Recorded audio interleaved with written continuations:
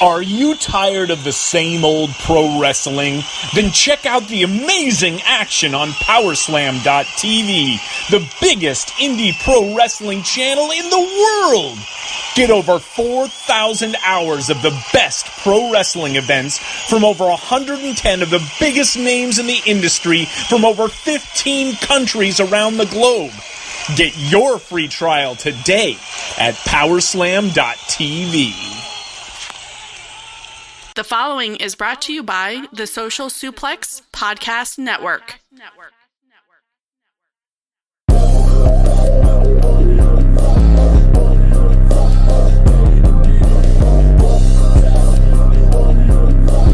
Don't you want to sound rich?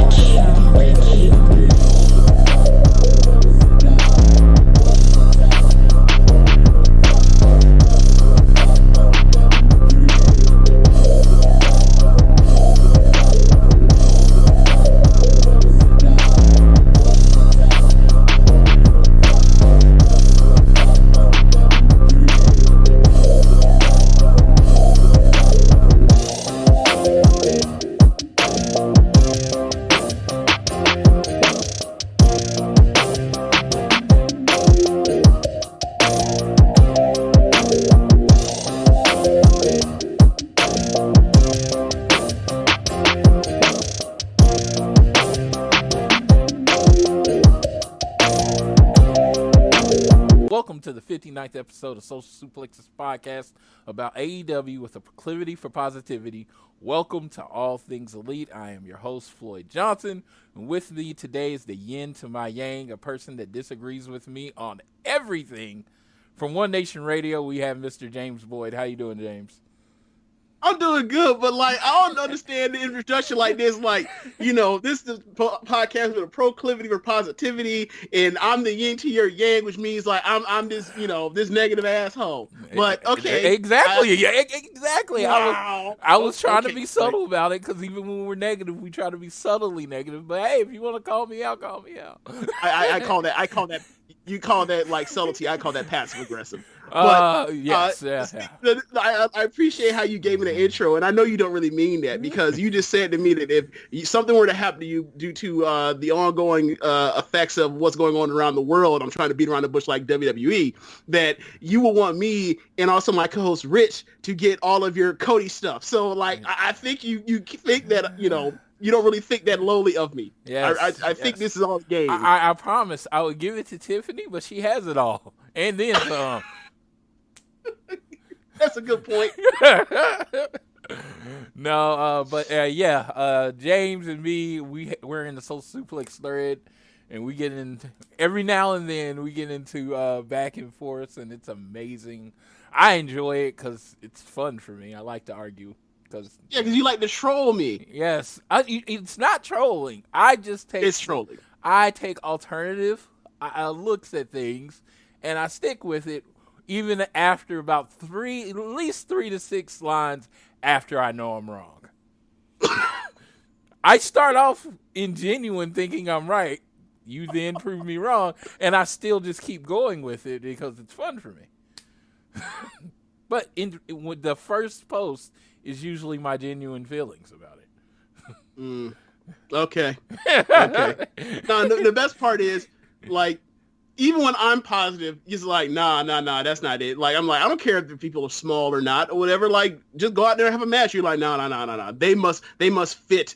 They must be on the 6'2" or taller scale for me to buy them as an athlete. I'm like, okay. And I think people, I will always say, we can start with this to make a clarification.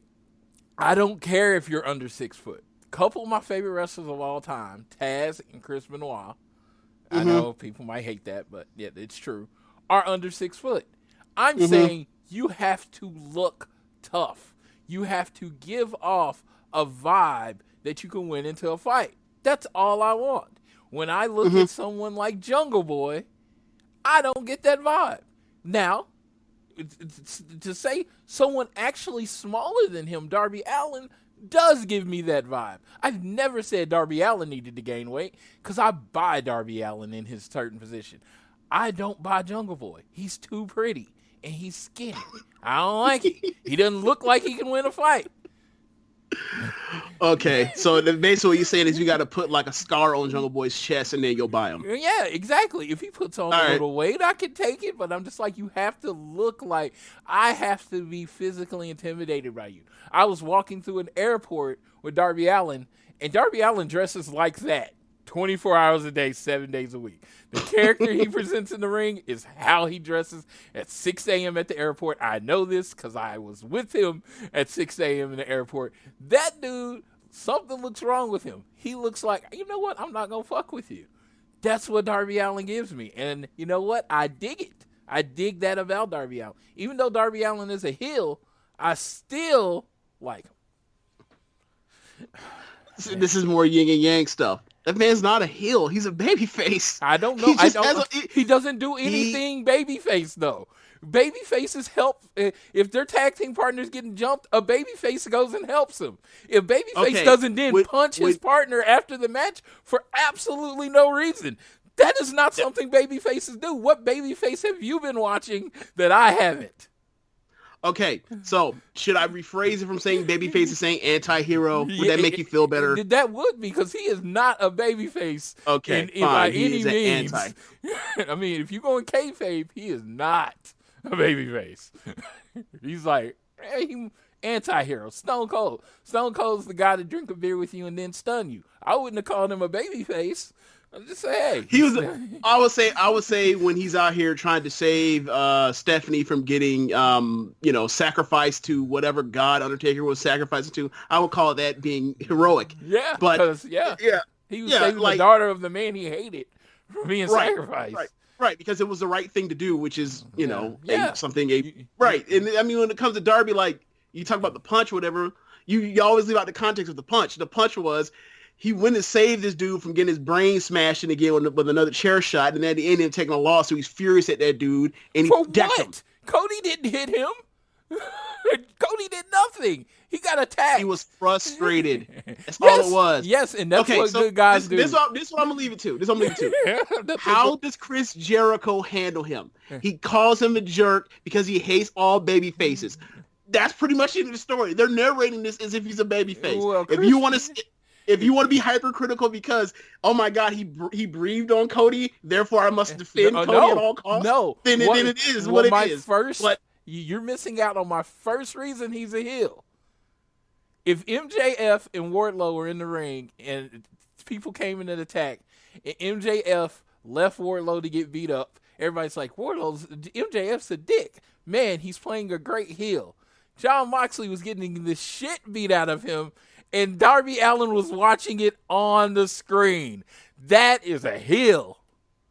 Okay, so what I would say to you is, at that point in time when that happened, there were two people between him and him getting out there. And also, by the time he would have got out there, his ass had already been whooped. That's what baby faces do. Hold on, let me finish. And also, because this is the AEW camera crew, and I would say this also for the main roster camera crew, we don't know if we were supposed to see him in the ring. We might have thought that might have just been a bad camera shot that we were never supposed to see. I don't know. All I know is what I saw. And what I saw is my man's watching his tag team partner for the evening get the shit beat out of him. Huh? For the evening. Yeah, for the evening. I don't know what he owes. I don't know what he owes the other dude. Like, what does he owe Moxley? Moxley DDT'd him on his head. Like, let me use your words against you. Baby faces do the right thing. When Stephanie McMahon, not all the time, sometimes, not all the time. I haven't seen Darby Allin do the right thing in a while because that dude just keeps doing heel shit. So, well, what would be a while? Like, would it be this year? Well, I guess it's funny because in the same match that he protects Cody from the chair shot, he then punches him in the face. And I'm like, he was frustrated. That's what I'm saying. It's like, hey, man, I didn't let them hit you so I can knock you out. I don't know. Okay. No, so this is, for lack of a better phrase, WWE-ism, to where they're building tension between the two baby faces by having them strike each other. Like, WWE has gotten themselves into this weird pattern, kind of started with, or not started, but like it kind of became like a huge staple when it came to like AJ Styles. Is like when he was babyface, when he was the champion in 2018 or whatever, he consistently would have these babyface versus babyface feuds where they would tease up to the line and then eventually it would lead to blows where somebody like took a cheap shot or someone, did whatever in these multi-person tags set up, the tension. And it was like, they find that babyface versus babyface is boring to have to build some type of tension beyond just, I want to be the best. So that's where they go with. Now, the Darby thing with Darby and Cody, because I think like personally, like Cody and Darby is my favorite Cody rivalry in AEW. I think they're mine too. Mine too. I was agreeing. Yeah, like I think the thing is like they're building this thing to where like you're not gonna little brother me or whatever else. I'm not gonna be the good little boy. But I mean that's just me projecting, and they haven't said anything like that of the sort. But I will say like they got them a little something from a few weeks ago in that punch, and then they had this match, and it was another banger between those two. Yeah, absolutely. Hey, let me tell you. When it comes to Darby Allin, I give him a lot of shit, but I love the guy. I love the guy. My shit giving to him is in the kayfabe sense, is that you don't really know what he is. He doesn't have friends. He does shit. It's like, it's very confusing on what he is, which is, to me, is different, and I like that about him. It's just, I'm always going to give him shit because he hit Cody. I'm just saying. Gonna give the dude shit. It doesn't mean I don't actually like him. He's like just wait till like 9 months from now when Cody turns on him. Dude, it's gonna happen. Heel Cody is my favorite Cody, and explaining heel Cody's actions as face actions is my favorite thing in the world to do. When Cody started presenting face, I love him, support him no matter what, but that was very disappointing. I want dickhead Cody. I'm the EVP, so I can make whatever rules I want, Cody. I love that Cody. I want that Cody. That Cody. Oh God. Okay, the Cody that I like this Cody because he does somehow. I thought that we were going to get less shenanigans in his matches, and I think on a match-per-match basis, there are less shenanigans in matches, so, that's a big thumbs up for me. But I will say that, I'm not a person that watches BTE regularly, but the stuff I saw when he was a heel, when he was, for example, in the ski lounge, the one time with Brandy and Pharaoh, and, it was just, all I'm doing is I'm going to, basically stunt on all of the indies by being this former WE'er with this big money, and I'm just going to rent out a ski lounge for a day or for a weekend or whatever else with the missus, and we're going to go out here. We're just going to be hugged up. I just thought that was just so dripping with evil. I loved it so much. But so I really do like heel Cody, but then it comes to his matches, and the only real match that I ever really truly dug 100% out of the heel Cody stuff was his Wrestle Kingdom 12 match with Ibushi.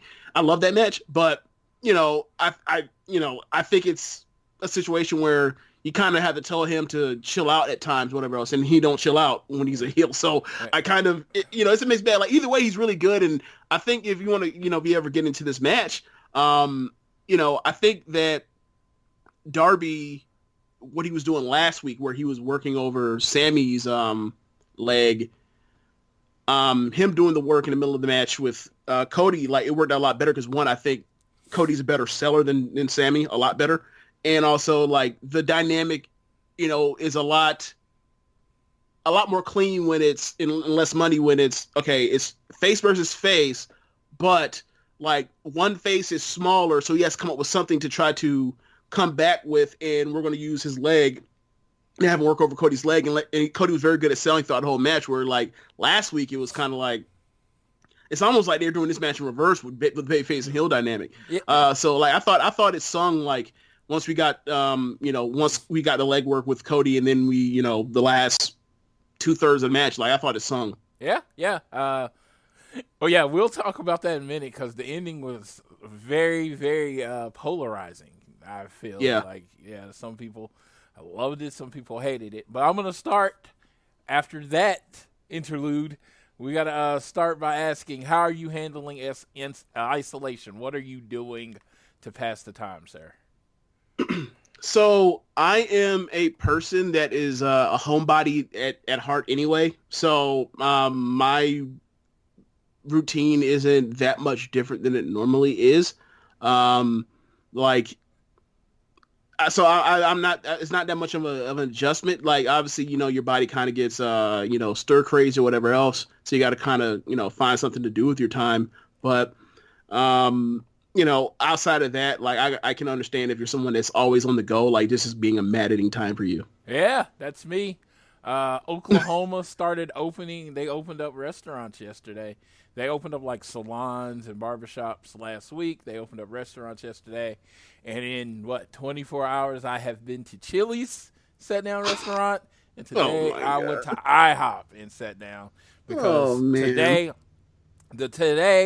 I have to wish a happy 48th birthday to the greatest human that ever lived. Franchise Viagra, Samoan Thor, the hardest working man in Hollywood, the people's champ, The Rock. This is my post from Facebook. He is so great, he only can produce girls because the world can't handle another one of him. Every other human is inferior. The Rock. Birthday, 48th birthday today, May 2nd. Thank you. Thank you. He did go to the U. His only fault in his existence is that he went to Miami and continues to donate money to that shit school. Thank you. Hey, not enough because their indoor. Hey, still not enough money because their indoor practice facility is still ain't 65 yards long. Nope. But yeah, so I am not handling isolation. I wasn't handling isolation well. It seems to be slowly going away here. You will probably hear more reports of the corona. But whenever Oklahoma does, Florida does better. Because their governor comes out yesterday and says, WWE, UFC, come on down. We'll let you run your shows. And not only will you let you run your shows, in like 2 to 3 weeks, we're going to let you have people at it. Fuck everything. Yo state, brother. Hey man, like I love the state of Florida. I've lived in the state of Florida for all but a couple months of my entire life. What I will say to you is like I'm very much as I love Florida. I can say this as much as I love America. Like I'm very, very aware of what's going on in the history of this state in this country as well. So it's like it's part of taking the good and the bad, and that's what it is. And like, yes, this state has very much always been the quote unquote Australia of America, and this is more of that kind of examples of you have all of this weirdness in what is the melting pot of this state with we're southern, yet there's Miami, yet there's old people that have backwards thoughts or whatever else, plus all of the plus good weather at times. So it's like it attracts people that probably if they like live down here or knew the people that live down here would never come down here, and they get stuck down here. Like it's very, very weird. So yeah, and then also drugs, lots of drugs. Yeah. So that's Florida kind of in a nutshell. Oklahoma to not be outdone. The next day, our governor comes out and said, Don't go to Florida. You can come to Oklahoma because, that's a destination on everybody's to-do list. Middle America, man. You're just like, hey, double or nothing.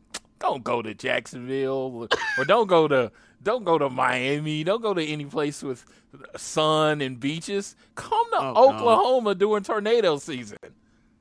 No, I'm good. Yeah, like I could see them. I could see old Uncle Tony taking a hard pass on that one. It's like no, I'm not coming to Oklahoma. But so the problem is it's starting to create hope for me because I'm like, well, if they can do this in a few weeks, it's May 2nd. Oh God. Double or Nothing. Oh God. Is May 23rd. And, Lord. And if there are people at Double or Nothing, one of those people will be me. Absolutely. First row. And I'll be extra loud because we ain't going to have that many people there. So I got to scream extra loud. Then I'm going to take a little trip down to Tampa or your area, find James and give him a hug. Because sharing, you got to share with your friends, And if I get the Rona, share it with all my friends. You're fairly young and healthy. You can take it. Just kidding. But yes, if they do a show in Jacksonville, I will be there. Okay, so you, because you're a Florida State fan as well, like you've taken the trip from the drive from Oklahoma to Tallahassee before, right? Yeah. How many hours is that? About 13. Okay, so that'd be like a 15-hour drive then. Yeah, 16. Yeah. To Jacksonville. Yeah. Yeah. I mean, it's all on I-10, so. Yeah. I mean, distance is nothing. Again, I bring this up not to brag, just to tell people how much driving I can do. Is I went from Oklahoma City, picked up my friends in Houston, and then drove to Brooklyn. Wow. Yeah, for the SummerSlam. I think it was Finn Balor and Kevin Owens, like a ladder match. Finn Balor and Kevin Owens. Yeah, oh, that's 2015. It's funny that you named, like, that's how you remember that takeover. Meanwhile, like, the match everyone was talking about that weekend was Sasha and Sasha and Bailey. Like, that's how I kind of remember that weekend. But no, mine was 2017. I was wrong. I picked the wrong one. Oh, okay, it's 2017. Okay. I hated 2015 because Kevin Owens lost. It was 2000. It was 2017. Because I was actually going to use this to tell a story. It was McIntyre retired, beating Rude, and becoming the NXT champion. I was so excited because I was going to be at the show that McIntyre won the NXT championship. Then I would have been at the show McIntyre won the Royal Rumble. Then I would have been at the show he finally won the title at WrestleMania. Then Corona happened. That bitch Corona happened. Yeah, that was going to be the thing. Yeah, I was thinking about it, about how, like, how much stuff we lost and, like, what almost this year feels like in wrestling compared to previous years because of, like, no arenas and what that has done to, like, the amount of cancellations and what that means for what that could mean for the business in the future or whatever else, and, like, what the possible, doom and gloom that's ahead. But it's also like, just on its most simple basis, like, we're going to look back this year, like, if things don't change or whatever else, we're going to look back and like, wow, we only got like 3 months worth of the year. And, like, when it comes to people trying to document this year in the history of pro wrestling, and as far as saying these were the matches that meant the most this year or whatever else, like, it might just, like, stop and end at, like, Revolution. Yeah. There was a guy in New York that had been to every WrestleMania, like, every WrestleMania. And I even said, I know WWE doesn't think like this because they're WWE. But, dude, I would have literally flew that guy out for that show and had him as the one guy watching every match. Because he had been to every WrestleMania. I'm like, you don't want that streak you don't want that. I wouldn't want, as a guy that owns the company, I wouldn't want that streak to end. You know what I mean? Well, you have a point, but I would also like to point out to you that WWE is also the same company that, like, what year did they break Hebner's, or not Hebner, but Finkel's streak? Yeah. When Finkel had been in like 30 plus WrestleManias, at least doing the Hall of Fame, and then, like, I think it was the WrestleMania 35 and like 35th year. Nah, cut it off right here. So, if they don't care about Finkel, they don't care about no damn fans. Yeah, but it's crazy because there's a network special about him being to every WrestleMania.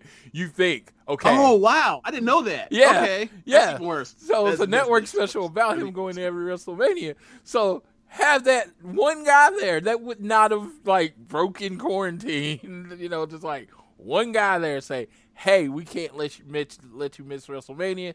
And then, all people would have got that warm, fuzzy feeling. And the WWE is one of those companies that really need people to get some warm, fuzzy feelings about them. It's like, sometimes I don't think it's the product. I think it's just people hate them so much that they won't let themselves watch the show anymore.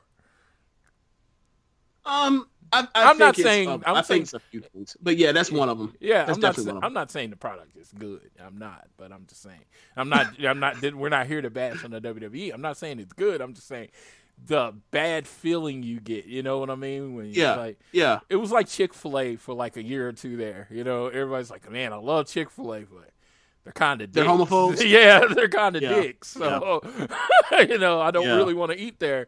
So somebody that might have eat there once a week went to like once every 2 or 3 once every 2 or 3 months. Like, I really want one.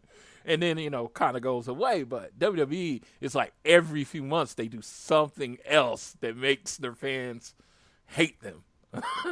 Yeah. And I don't know. And I don't know if it's because, like, a lot of the money they've made, in the past few years as they've had less and less casual fans, is like they've been able to lean more on their hardcore fans for, spending more money on tickets as they raise the ticket prices or whatever else, and still relying on them to buy merch and whatnot. And I think a lot of that is like having such a fan base as that hardcore, and then like follows like the goings on of like off behind the camera stuff, and to hear about like some of the ugliness, and then obviously with the Saudi Arabia shows, like a lot of that kind of wears on people or whatever else, in a way that where like you just lose like you lose all your goodwill, or not all of it, you lose lots of goodwill as more and more stories come up. And like like if I am a fan of Star Wars movies, or I was going to say, or the MCU, was really like just saying I was a fan of like any of these Disney properties, like you don't really get as attached because they give you, because there is no real like, Dave Meltzer or Sean Ross Sapp or Ryan Satin or whoever else that's like, has that kind of access to people to, give people this kind of stuff and let them know this kind of stuff. And it's kind of like, by y'all doing that, instead of just having everybody sign NDAs, kind of like hurts y'all from a perspective of, we know too much and we don't get to just, enjoy the product as much as it is deal with the political side of your business that we probably, the fan base would be better off not probably knowing. Yeah. And, most casuals don't know that this goes on or care. And, right. That's what but it's funny. It's like I always talk about, protective, we've talked about protective business. I think the business is almost too open now, personally. I'm not saying like from the perspective of killing kayfabe. I'm not talking about that. I'm not talking about, it's just so much of the inner goings and everything that happens when somebody gets released, when somebody's getting pushed and not pushed. All that stuff seems to be just like public knowledge. It's like you're shocked when they're able to actually keep a secret. You know what I mean? Yeah. And I think this interesting is like, you look at the Wednesday night shows, right? Dynamite and NXT on a weekly basis, and we have ideas because like they kind of book things in a way that is kind of linear and leads you to make the common sense conclusions, because that's what a regular TV show does, as opposed to thinking like someone's going to just pull a rabbit out of a hat, and then it's the time for the rabbit to go out there and perform this week and then like be gone in 3 weeks. But I think that the fact that you have and I've said this before, but like when you have Tony Khan or all the guys and gals in AEW doing interviews with anybody else, and they're allowed to say what they want or whatever else because they're not being for lack of a better word, fucked with at a certain, or they're jerked around at a certain time, and they're kind of content and happier, seem comparatively speaking to what we hear all the time with other talents in WWE.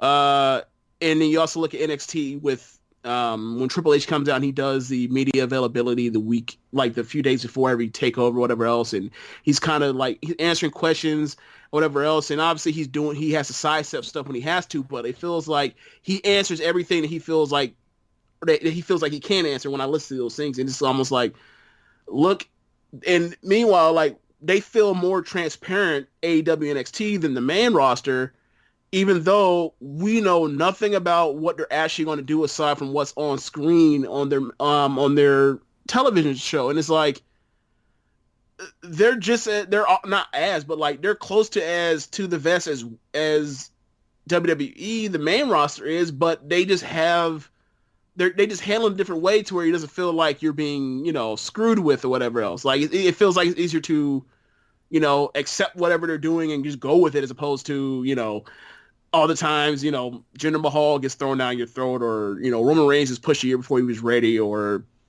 any number of things, or when they were going to run with, Lacey Evans and then until like it didn't work, or whoever else at the time. It just feels like they're actually working in conjunction with you, the fan, as opposed to you're going to get what we want, damn it. Yeah. And that's the big thing. I've even said it with AEW as far as Dynamite over the last few weeks when they had to record. The one thing that you didn't get is that was week to week the adjustments that you were getting every week. And I thought that kind of hurt the show. That kind of hurt the show. Like there was just a week that I just didn't like what was presented. And, was it 2 weeks ago? Yeah. Yeah, 2 weeks ago. Yeah, 2 weeks ago I thought it was the worst episode of Dynamite. Now, I completely agree with you. And it was like very hard for me to even do the show because it's like I am the positivity guy. And I was just like, man, it was rough. Well, I didn't think the show sucked. I just thought it was just their show, which is like, if that's the worst show you've done in 6 months, then like you've done a great fucking job, right? It's really, really hard to do 6 months of television and only have one show that like someone wouldn't describe as good, and that show isn't necessarily bad. It's just there. That's what I was like. It was not bad. It was boring. It was like that's what I said. I was like, it was boring, and I'm not going to drone on it because they come back the 2 weeks after that and put on really good shows, and I was like, oh, okay, that's what I'm used to, and it's just like, but if you like me, I compare wrestling to a TV show, just like any other TV show. Eventually, no matter what the TV show, not every episode of The Office was a banger. Right. You had a episode that its point was just to get to the next episode, which was going to be amazing. You know what I mean? And it was just like, okay, that's what we had there. And it's like, but I'm not going to be like, oh my God, that was amazing, because it wasn't, but, right. But yeah, but yeah, if you think about it, they've been on since October, and that was the first time I could say I really did not like an episode. So being 100% honest, and I'm like, with any TV show, that's a great percentage. That's an amazing percentage. I wish I could say that about any other wrestling show I liked. That, every 6 or 7 months they're going to have an episode I didn't like. I'm like, you go back to even the Attitude Era, I could honestly say the time I looked forward to watching wrestling the most, they had you go back and watch it now, they had a few episodes that were like, not good. A few? Yeah. I think you're being very, very generous, Floyd. You know what? It was like, I will tell everybody, when I was in high school, I was not athletic. I was in AP classes, so I was the smart guy or whatever. So not a lot made me popular, but when wrestling got hot, my popularity went from like non-existent to really high. Everybody wanted to talk to me every Tuesday.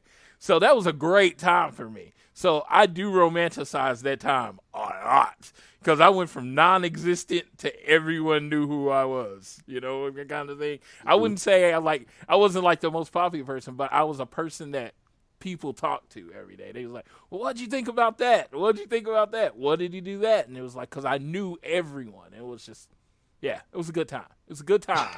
It was a good time in Floyd's existence. Wrestling got popular in my my sophomore, junior, and senior year. That's kind of when you want something that you love to get popular. It was just, I was that nerdy guy that watched the fake stuff for a long time. Then it became cool to watch the fake stuff. Just kind of like overnight. Yeah. I mean, it's like, it's really interesting because I was, at that time, like when I was in school and wrestling was popping or whatever, I was like, the house I was in, like we had multiple TVs, luckily. So like I would watch like one, and then like probably most was a channel flip at one point. Then I realized like, this is ridiculous. Let's just watch one, and then like I'll just tape the other, right? So like depending on which one was hotter, like I probably like during the Sting NWO run, like I was probably watching WCW, and then like I would record Raw or whatever else, and then like it flipped where I was watching Raw, and then I would like record WCW or whatever else. So like what I would do is I would watch one, go to sleep, get up early in the morning, watch the other, and then like I would like loan my tape out to whoever like in the clique in high school, or not high school, but in elementary school would, wanted or was watching both and wanted to see the other one. I just like hand them back and like, all right, give it back to me, in a couple days, whatever else. So like, yeah, it's really interesting how like that has changed. Like I remember like I got to middle school and it was just like, I don't know if I don't like this anymore, if I just like football more or what, but like this isn't like as fun as it used to be. And then like, so I stopped watching less, and then all of a sudden like The Rock lost WrestleMania 16 to Triple H, and I was like, yeah, I'm done. Like I just dropped it cold turkey. I never watched it again until 2009. Basically, like WrestleMania 25 match would like brought me back to watching the Shawn and Undertaker match. See, and that's what I never had the lull, because my brother, who's quite a bit older than me, is the reason I'm a wrestling fan, and that was always our tying bind. Gotcha. Once he moved out and he was able to start getting the pay-per-views, I was over his house every month watching the pay-per-views. So wrestling never went away. It just was always there. I can honestly there's like a period of time that I honestly remember being less interested. I was still watching it, you know what I mean? But gotcha. It wasn't like super fan. And then the build, and I'd say it was between 18, like after 16. So 17 and 18.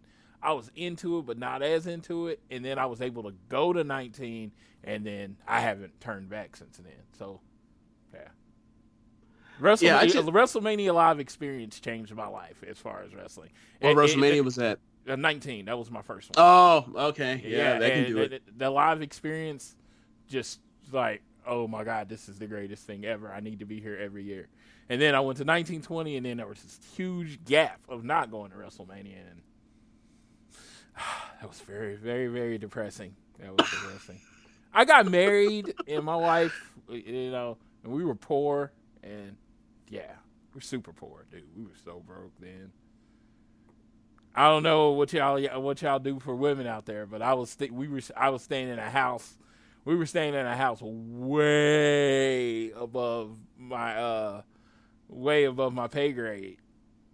And it was like we were paying rent, we were paying bills, and then it was like we would make our shopping list. We had this much money a week, and we had to make it work because you had to take out gas and all that stuff. But yeah, everybody don't want to hear about that. I was broke for a long time, for a long period of time, so I did not like that. And then I got divorced, which was the greatest thing that ever happened to me in my life. I recommend it if you're not happy.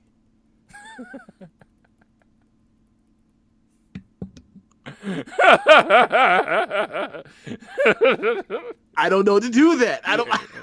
I'm married again. I love my wife, but God dang, I don't understand. I'll tell you where I was as far as happiness, financially, everything when I was married to that first time to where I am right now. Yeah, Positive Floyd was born after I got divorced. Like, dude, it was a year of, oh God, I'm sad and lonely, and then it was like, after that, it was like, dude, I'm awesome. Did you know that? Yeah, kind of thing. Fake confidence goes a long way. Just telling y'all.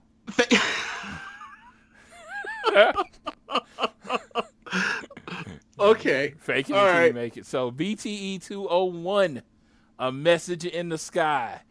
There was a bunch of Luchasaurus stuff in there. I watched it. The Luchasaurus trippy looking for his tail and then kind of fighting a snake or some shit. I did not get that. I will tell you that went completely over my head. If anybody wants to tag all at AT Elite Pod and explain that to me, I will take your explanation because I had no idea what was going on. The highlight of this episode is when Matt and Nick look up in the sky and see those magic three letters to my favorite tag team, the greatest tag team in wrestling today, #FTR, because it's time for everyone to fear the revolt. What did you think about it, James?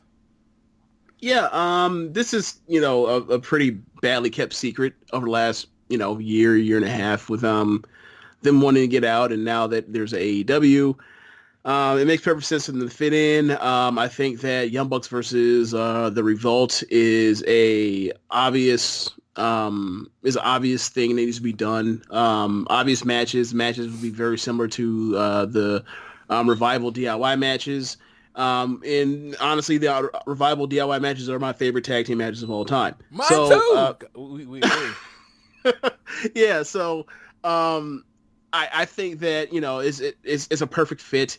And I don't know if they're gonna come in the next live taping or if that's something for after Double or Nothing too. But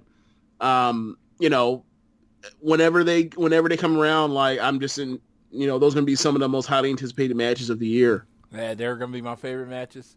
If you go to the Social Suplex fantasy draft, each of us recorded our cards this week, and they got uploaded on Social Suplex. One of my main 3 main event matches was FTR versus the Young Bucks. I've been waiting for this match for years. It is my favorite tag team in the world, FTR. And it's funny, I brought this up because I've been talking about the Revival like they were a member of the AEW roster for like 6 months now. Just counting down to the days that they released. That at one time, if you would have asked me my favorite tag teams in the world, I would have said in WWE, it's the Revival. In Impact, it's LAX. In New Japan, it's the Young Bucks. That would have been my list. Now they're all under the same roof. I don't know what to do. I've ordered like 3 Revival shirts in the last 2 weeks, or Revolt shirts in the last 2 weeks.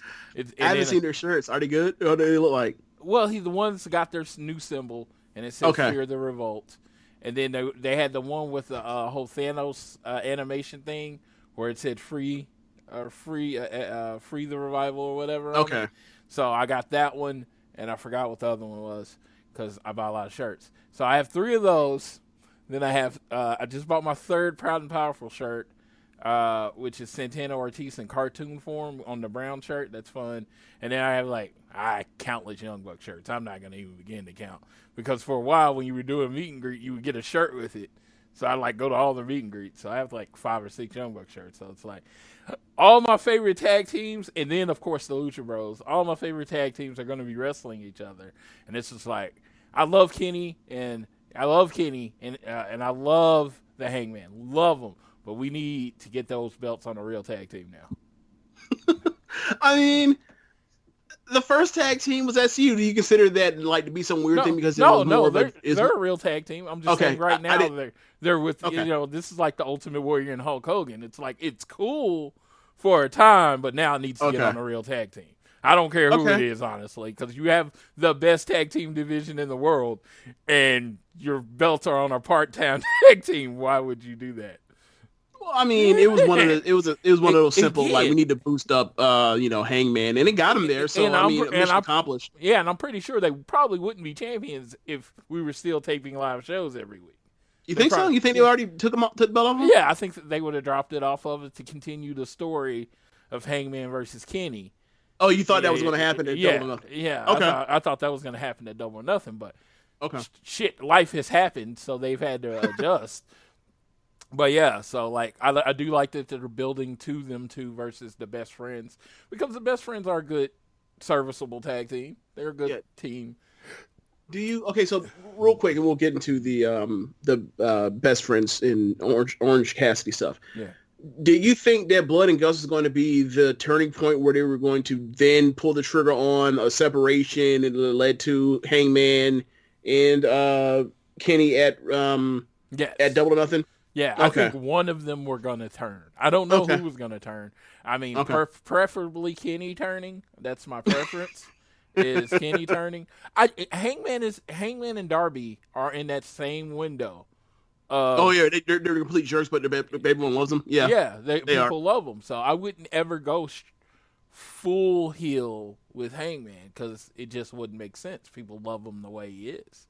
So, but yeah, Kenny heel, that works for me because that's what he was. That's how he got where he was being a heel. So yeah, it's this weird thing where people love Kenny, and rightfully so, because he's one of the best wrestlers I've ever seen in my life. But it's this weird thing with me where like whether he's a babyface or a heel, whenever he talks, like it feels like he's a heel. And I can't put my finger on what it is.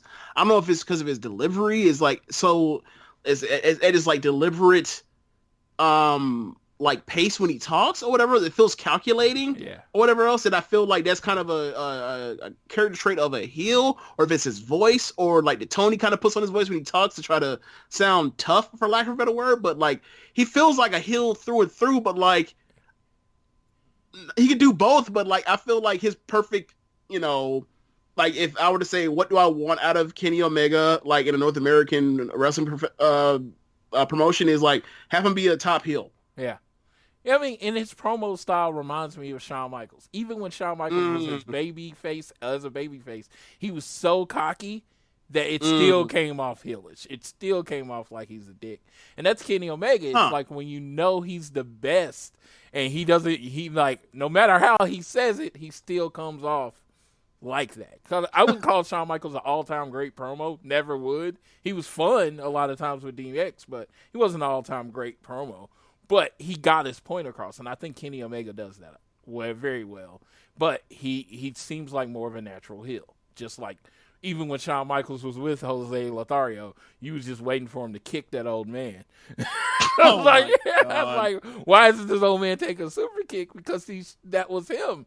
It just works. So I think Kenny Omega works on that level.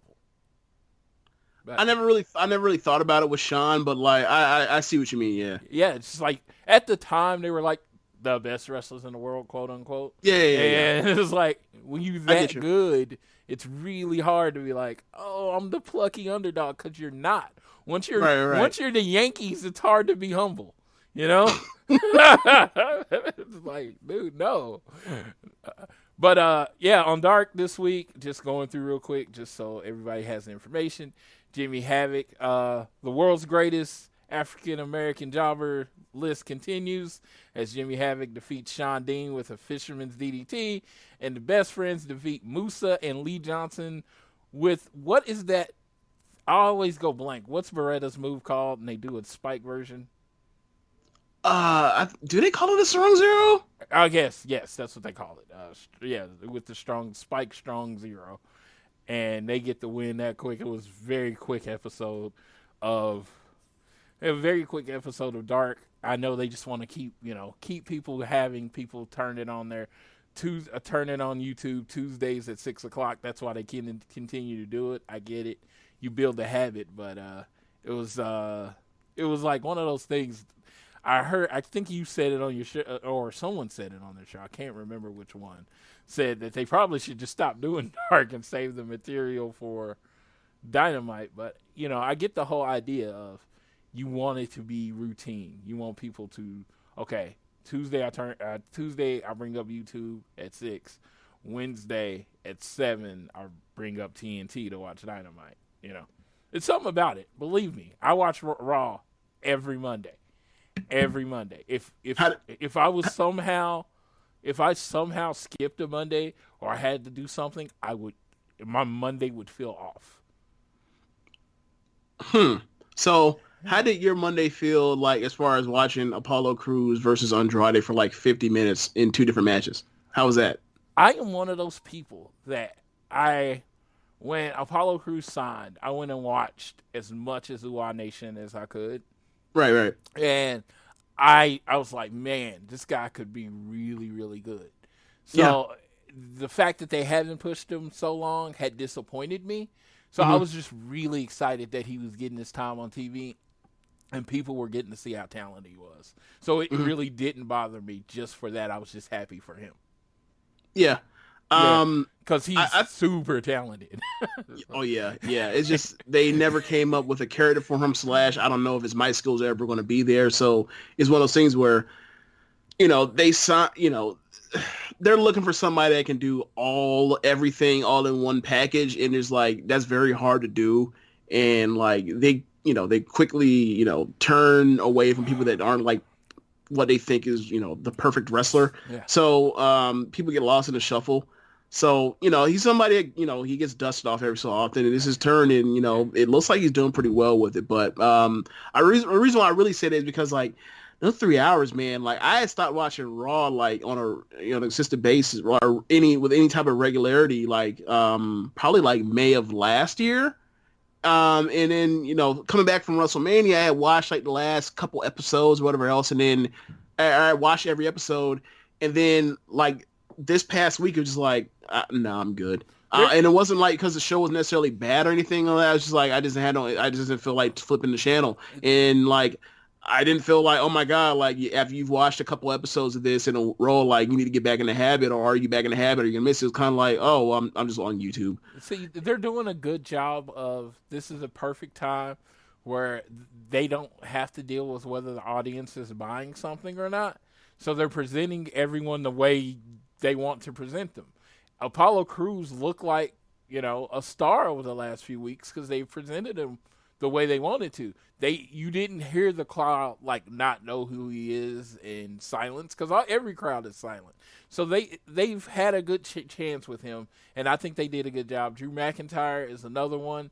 They're actually building him like a strong face, and I could talk about for a while everything that's going good for them. It's just from the people I know that are casual fans, wrestling's not fun to watch without a crowd. It's just not. Yeah. They just don't enjoy it. They just like, I had a friend just literally like, I don't know who's watching this shit, but this is boring. It's like, this is awkward. And I'm like, I get it. I'm more of a hardcore fan than that. But those first 2 weeks really were difficult. It was like they would do a big spot and there would be no reaction. Right. It was like, and that's what, and sometimes I'm like on Mondays I work at night. So I'm watching it while working it. And if I'm doing like working, and I'll be just listening for a big spot or the crowd to react, to look over at the screen and be like, oh, something good happened. I don't have that. So It was like, I was just like literally pausing because I have to pause because I might miss something good because I have no audio reaction to it. That's honestly where I think you would need somebody like Mauro Ranallo, because he tells you when to get excited in his commentary. He's exciting, but he tells you when something amazing happens, so you know to pay attention. I don't know. No, you definitely have a point. And like, we have, whether it's, for example, Shivani and Jericho at the end of this week's show of Dynamite after that moonsault, and like Jericho's like, he's such a gimmick. He comes out, he's like, I can't allow this.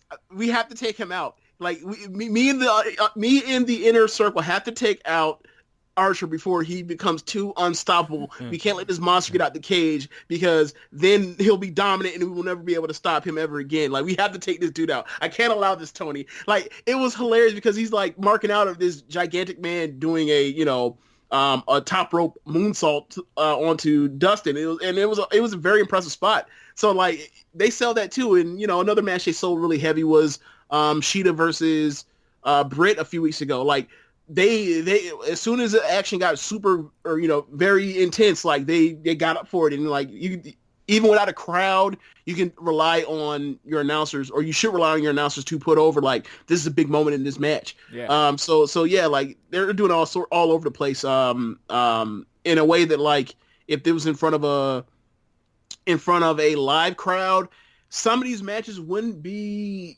probably wouldn't work out that kind of way. So maybe it's one of those situations where it's like Michael Cole trying to dead sell you on some match being super, intense in a big spot in a match when like the crowd is like, dead silent and you're just like, oh God, have a soul. He uses so much of that standard talk that they have that you don't know if it's an actual exciting moment or if it's supposed to be an exciting moment. Yeah, he has no credibility. Yeah, because he sold his soul years ago, and that's fine. Like that's what he wants to do. But like when Mauro gets excited, he's really legitimately excited. Yeah. Like the same thing with Shivani. Like when Shivani is like, just like I love these tope suicidas. It's always so funny. Yeah. So, but when we were talking about appointment viewing, I will explain. Walking Dead, it was appointment viewing for a long time for me. Right. It was like, right. So it gets to the season, and after certain characters die, I didn't like the show anymore. I watched the show about 8 more episodes before I realized I wasn't looking forward to the show anymore. And I was like, oh, this is just kind of what I do Sunday night. And then once that snapped me, I was like, I'm not watching this anymore. But WWE, it's 25, 30 years of watching it at the same time. I don't know.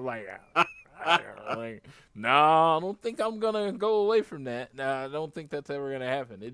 It would just feel weird. Now, I do stuff while I watch WWE now, which right. 10 years ago, that wouldn't have happened. It's okay. I wouldn't have took a shift where I worked doing wrestling. It was like, oh, we need you to work 12 to 9 Monday through. No, I'm gonna pass on that. Why? Monday 7, I'm busy. But now it's like, you need me to do something Monday to 7. Okay, can I have Raw on at the same time? Well, yeah. Okay, that's all I need. We're good. Yeah. But we were talking about Orange Cassidy and, or actually not Orange Cassidy, but best friends as far as potential, like, the next maybe contender. Like, they're about to have the match with Havoc and with Kip Sabian. Are you looking forward to this match, or how do you feel about it? In seeing that it's on deck. Best friends are a mid-card tag team, right? And it's very hard for me to get excited about a mid-card. I love tag team wrestling, but it's like, you were like, are you looking forward to this match? I'm thinking it'll be good. They'll do their things. They'll do their gimmicks. They'll hug in the middle of the ring. But it's like, I remember I guess expectations versus reality, that first Double Nothing announcement press conference, and they come out in the Outsiders gimmick, Oh yeah, like they're both dressed like Scott Hall. Yeah, now I really thought they were going to be pushed as one of their main upfront tag teams.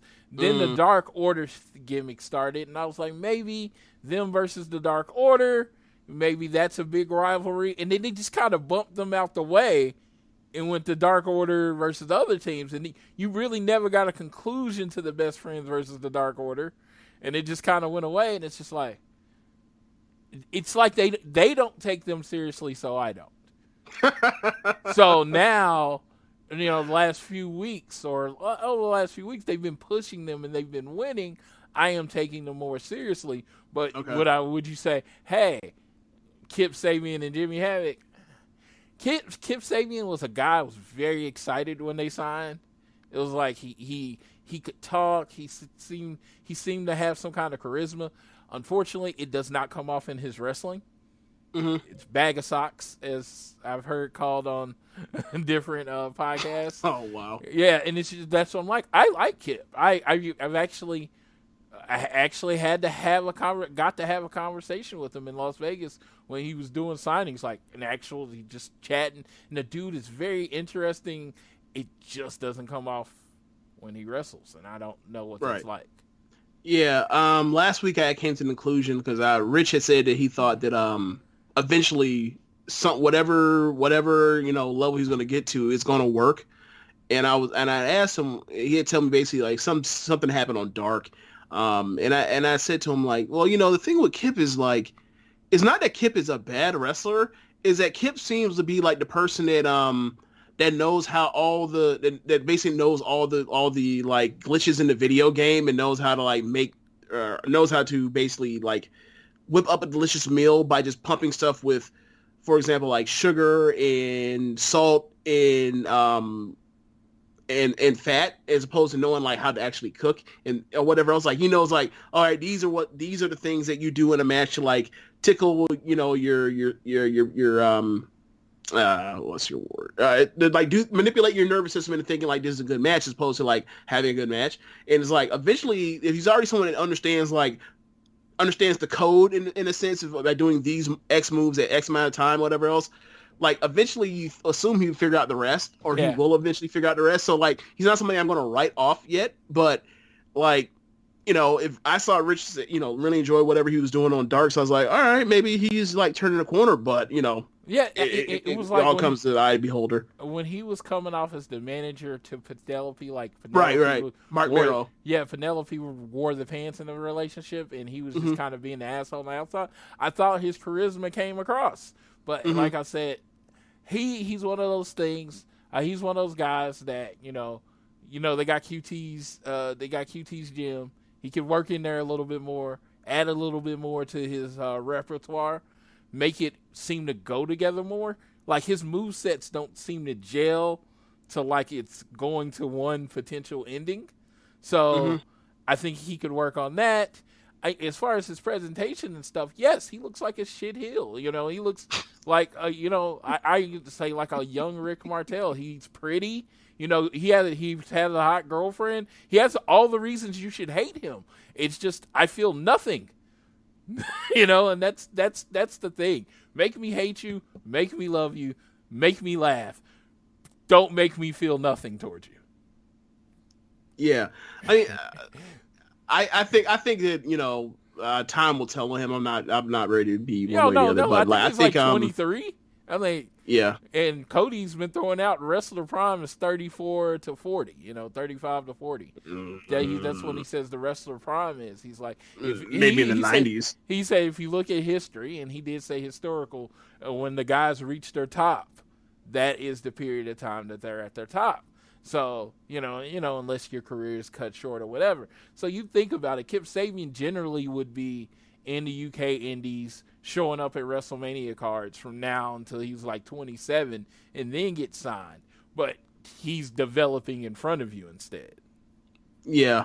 I mean, it depends. Like, if you mean as far as being a wrestling act, as far as, I think back in the day, in being able to develop an act and being a promo and knowing how to carry yourself because you've had the experience and know the do's and don'ts and how to carry yourself to get whatever action you want because you have that experience. Yeah, I could see the main eventer being 35 to 40. I think now when as wrestling has become less popular, even as like over the top characters have kind of are too wacky to try to be something that you can bank on. I think building more towards the sports oriented stuff. Like, I don't really know if that 35 thing like holds up anymore. Cause like you look at like WWE guys, and I mean, obviously it's WWE, but I'm just saying it because they have like the most talented collection of wrestlers. And you look at the guys that like have turned 35 and like, you look at their former track record, it's like, I don't know if it's because it's creative or whatever else, but it doesn't feel like that is going to hold up in the future. I mean, but time will tell, when it comes to AEW, because obviously it's different promotion, they're operating at a different level. But, I mean, we'll see. We'll see. Remember the 2010 San Francisco 49ers with Mike Singletary as coach, and it's like, he had this great collection of talent, but you didn't have anyone that knew what to do with it. Oh, yeah. And then Harbaugh comes in, he's like, this is easy. You had all the guys. It's like I have all these former first round draft picks from these other teams on this team, plus like we draft, plus Balky drafted all of the time. Yeah. Let's see how this works out. And then sure enough, And then he got to the Super Bowl because, you had the ingredients and you had a great cook. And it's just like WWE hasn't had a great cook in a while, So, and it's like, and it's crazy because, this guy that was a great chef in the 90s, Paul Heyman, is doing stuff, and it's like, oh, everybody's like, this is so refreshing. That should tell you how bad the storytelling was, but whatever.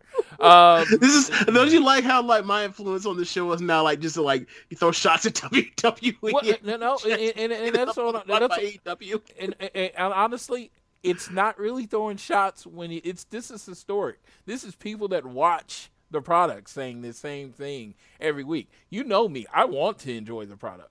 So do I. Yeah, I am a super positive person. I want to get on here and be like, man, they're doing everything right. I can't understand why people aren't watching. I would love to do that. And but I can't. AEW Dynamite review. So, starts with the first match is the semifinals of the TNT Championship. We got my guy, the American Nightmare, Cody Rhodes, against Darby Allin, that anti-hero. Darby Allin says The key to this is hitting his coffin drop. He said the first time they got the draw, and then the second time Arn Anderson cost him the match, and he's like, if he just hits this coffin drop, that's it. And I love the storytelling on this. One guy just can't beat the other, and just can't beat one of the guys, and it's frustrating. And then you got Cody, who says he doesn't think Darby is championship material. And, a lot of people took this as a heel thing, like Darby Allin's Daniel Bryan.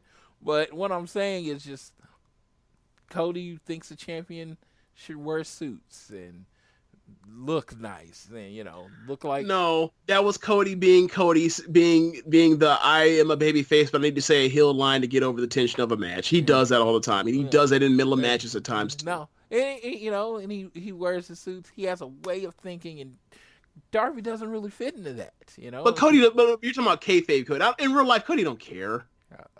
Cody wears suits like everywhere in real life, so I think he does right. care. No. I'm talking about, no. Okay. So for example, right, I behave and act a certain way in my personal life. Do I care if the people that are around me behave and act that same exact like way of life? No. Like you come as you are. I think Cody is like, this is how I get down. I don't really hold it against anyone that doesn't. That's how I feel anyway. Oh yeah, absolutely. I do got to bring up a shot Cody took at somebody earlier this week, and it was fun. It was kind of funny. And I'm just gonna say it while I remember, because I will forget if I don't.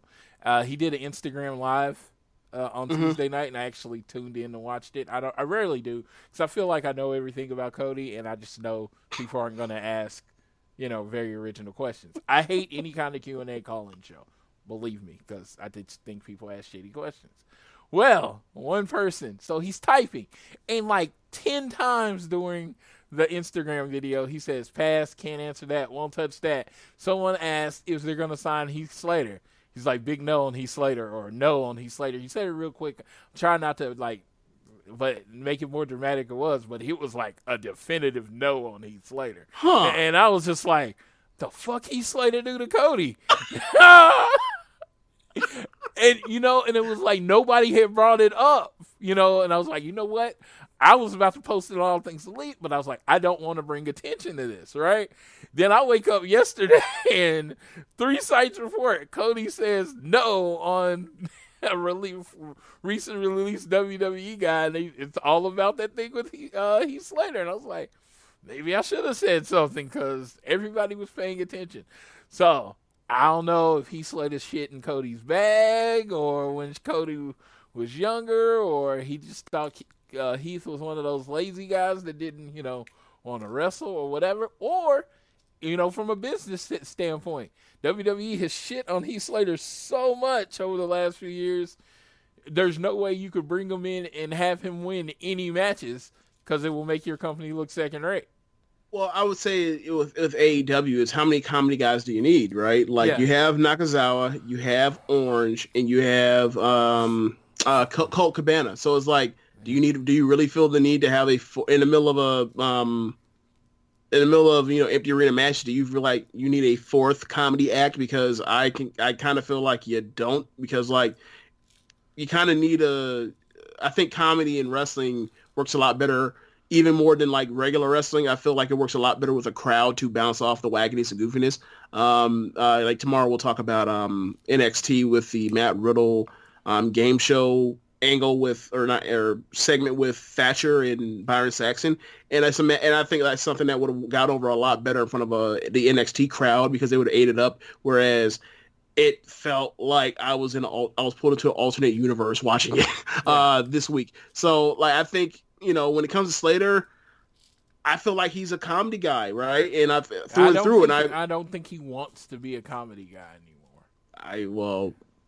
God bless you, bro. I hope it works out for you. I don't know where you take that.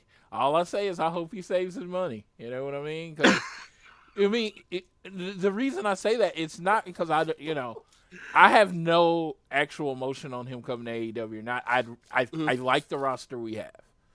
It was like, it's a very small list of people that I would actually bring in.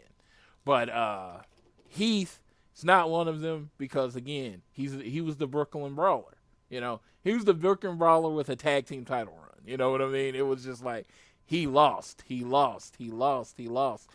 If he wins a match in your company against anybody you find respectable, and it's somebody that really hadn't watched AEW and maybe their first match watching is in there with Heath Slater winning a match, that person is buried. That he beat is buried because this guy was a job guy in the WWE and now he's winning. It's the whole TNA thing. So I'm like, hey, Heath Slater, if you want to go to Japan and be a lower member of the Bullet Club or something that loses. I'm talking about somebody that takes fucking L's. You're fine. But that position is filled with people from QT's gym for a lot less of price in AEW. Yeah. For a lot less price, we can beat these guys that are training and that we can eventually make something, or we can bring you in to lose, and then you're going to be asking, hey, can I win this time? And the answer is hell no. Not just no, hell no. Yeah, eventually there is going to be a tipping point on AEW bringing in notable ex WWE guys. So I don't think it's here yet, but eventually, but there is got to be there somewhere, and I don't know where it is. So I would hope that they would be more or not more, but like be judicious with who they want to bring in. Like if they have an opportunity to bring in, an upper mid Carter or whatever or higher, then bring them in. Duh. But like when it comes to like people that are super talented, because all WWE does is for the most part is sign super talented people. I do hope that they handle with some care like who they bring in and if they and hope they bring it in for like having a reason for them in a role, a actual like clear role on what they are, and like hopefully it's not be one notch above what they were doing in WWE, because then it kind of comes kind of like, oh, okay, this is some AAA type shit. Yep. Not I don't mean AAA like Mexican wrestling like luchadors. I mean like AAA baseball, like AAA wrestling. Yeah, exactly. Like Brian Cage is eventually coming in AEW. I mean that's not a secret. Yep. That is somebody that has made his name in Impact. He was pushed strong in Impact. Had that undefeated feud record. You can bring him in as a badass and treat him like a badass because he was presented as a badass. Yep. Heath Slater was not presented that way. Right. And it's like, there's nothing towards Heath Slater. I actually liked his character, the whole I got kids thing. That's great. Right. But, when let's say NEW brings him in, they're going to want to be the one-man rock man. They're going to want him to be the funny version of himself. Nobody wants to see Shooter Heath Slater or whatever the hell his real name is. Nobody wants to see Shooter Heath Slater. Shooter Heath. I've never. No, that's what I'm saying. Nobody wants him to be, oh man, you're amazing. You're this great wrestler. And I'm like, no. It's like you come out here and make me laugh. Do your thing. So I don't know. It is like I said. I'm looking forward to who they pick up. I was like when someone brought up Rusev, and I was like, Rusev would be strong, but it feels like that quota of the big strong guys they went from having a very lack of big strong guys to now having a lot of big strong guys. So it's like, where does Rusev fit into that? You know what I mean? So it's like, I don't see where a lot of the newly released people fit in. That's why they released. Yeah, that's what I'm like. I don't see where they fit in the AEW.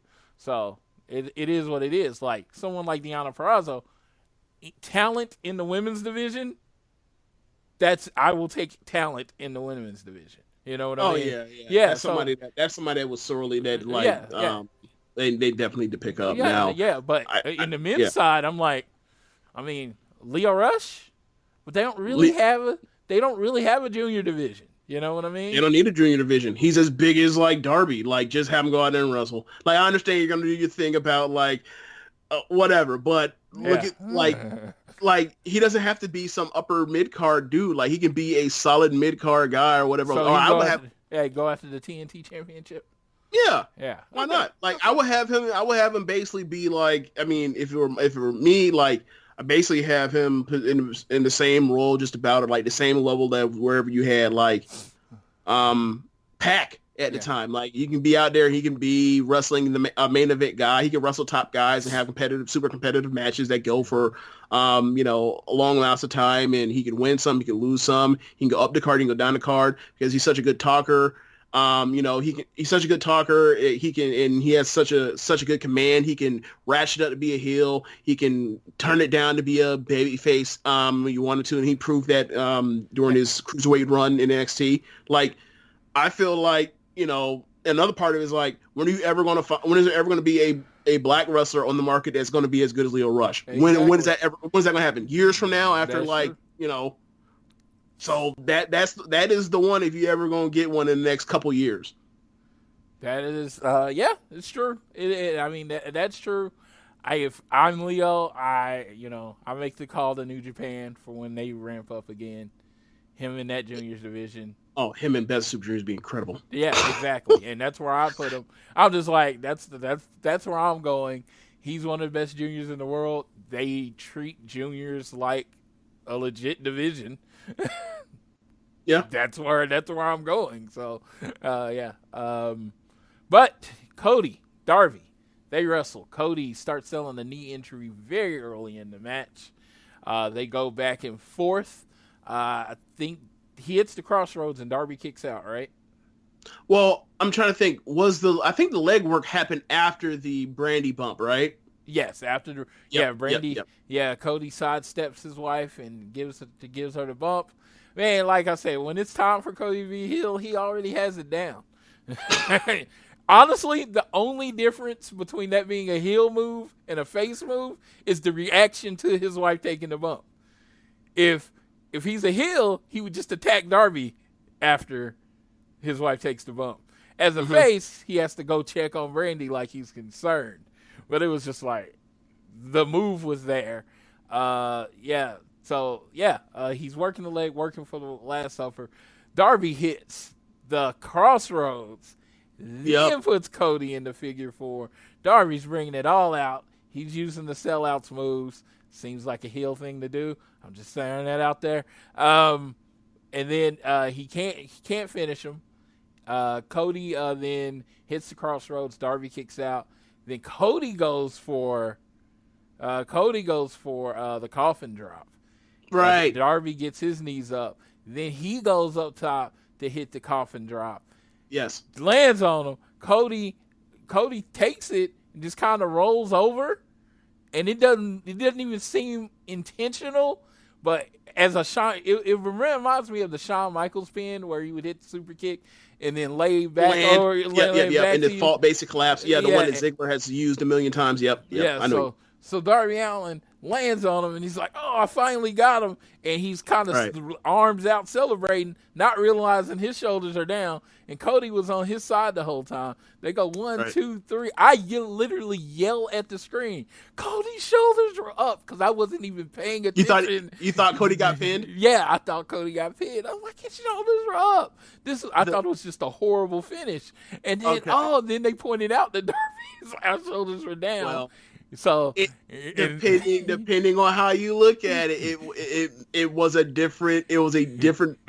still a terrible finish depending on how you looked at it. Now for me, when it happened in real time, I immediately knew what they were doing, and I thought, like, the way they were doing it, if you want to go about it, they could have did it in a better way. I thought, like, what you want to do is you want to have it to where he had Cody beat. And this is the progression of their matches, where before he was trying to survive Cody in the first match. And the second time, he had a chance to actually beat him, except he got the knees up this time, and or he got the knees up in the second match, and then Cody put him away. And this time it was actually reversal of roles, where like now Cody's the one that's jumping off with the casket drop, and Darby's getting the knees up. It was a nice callback to the second match, and then.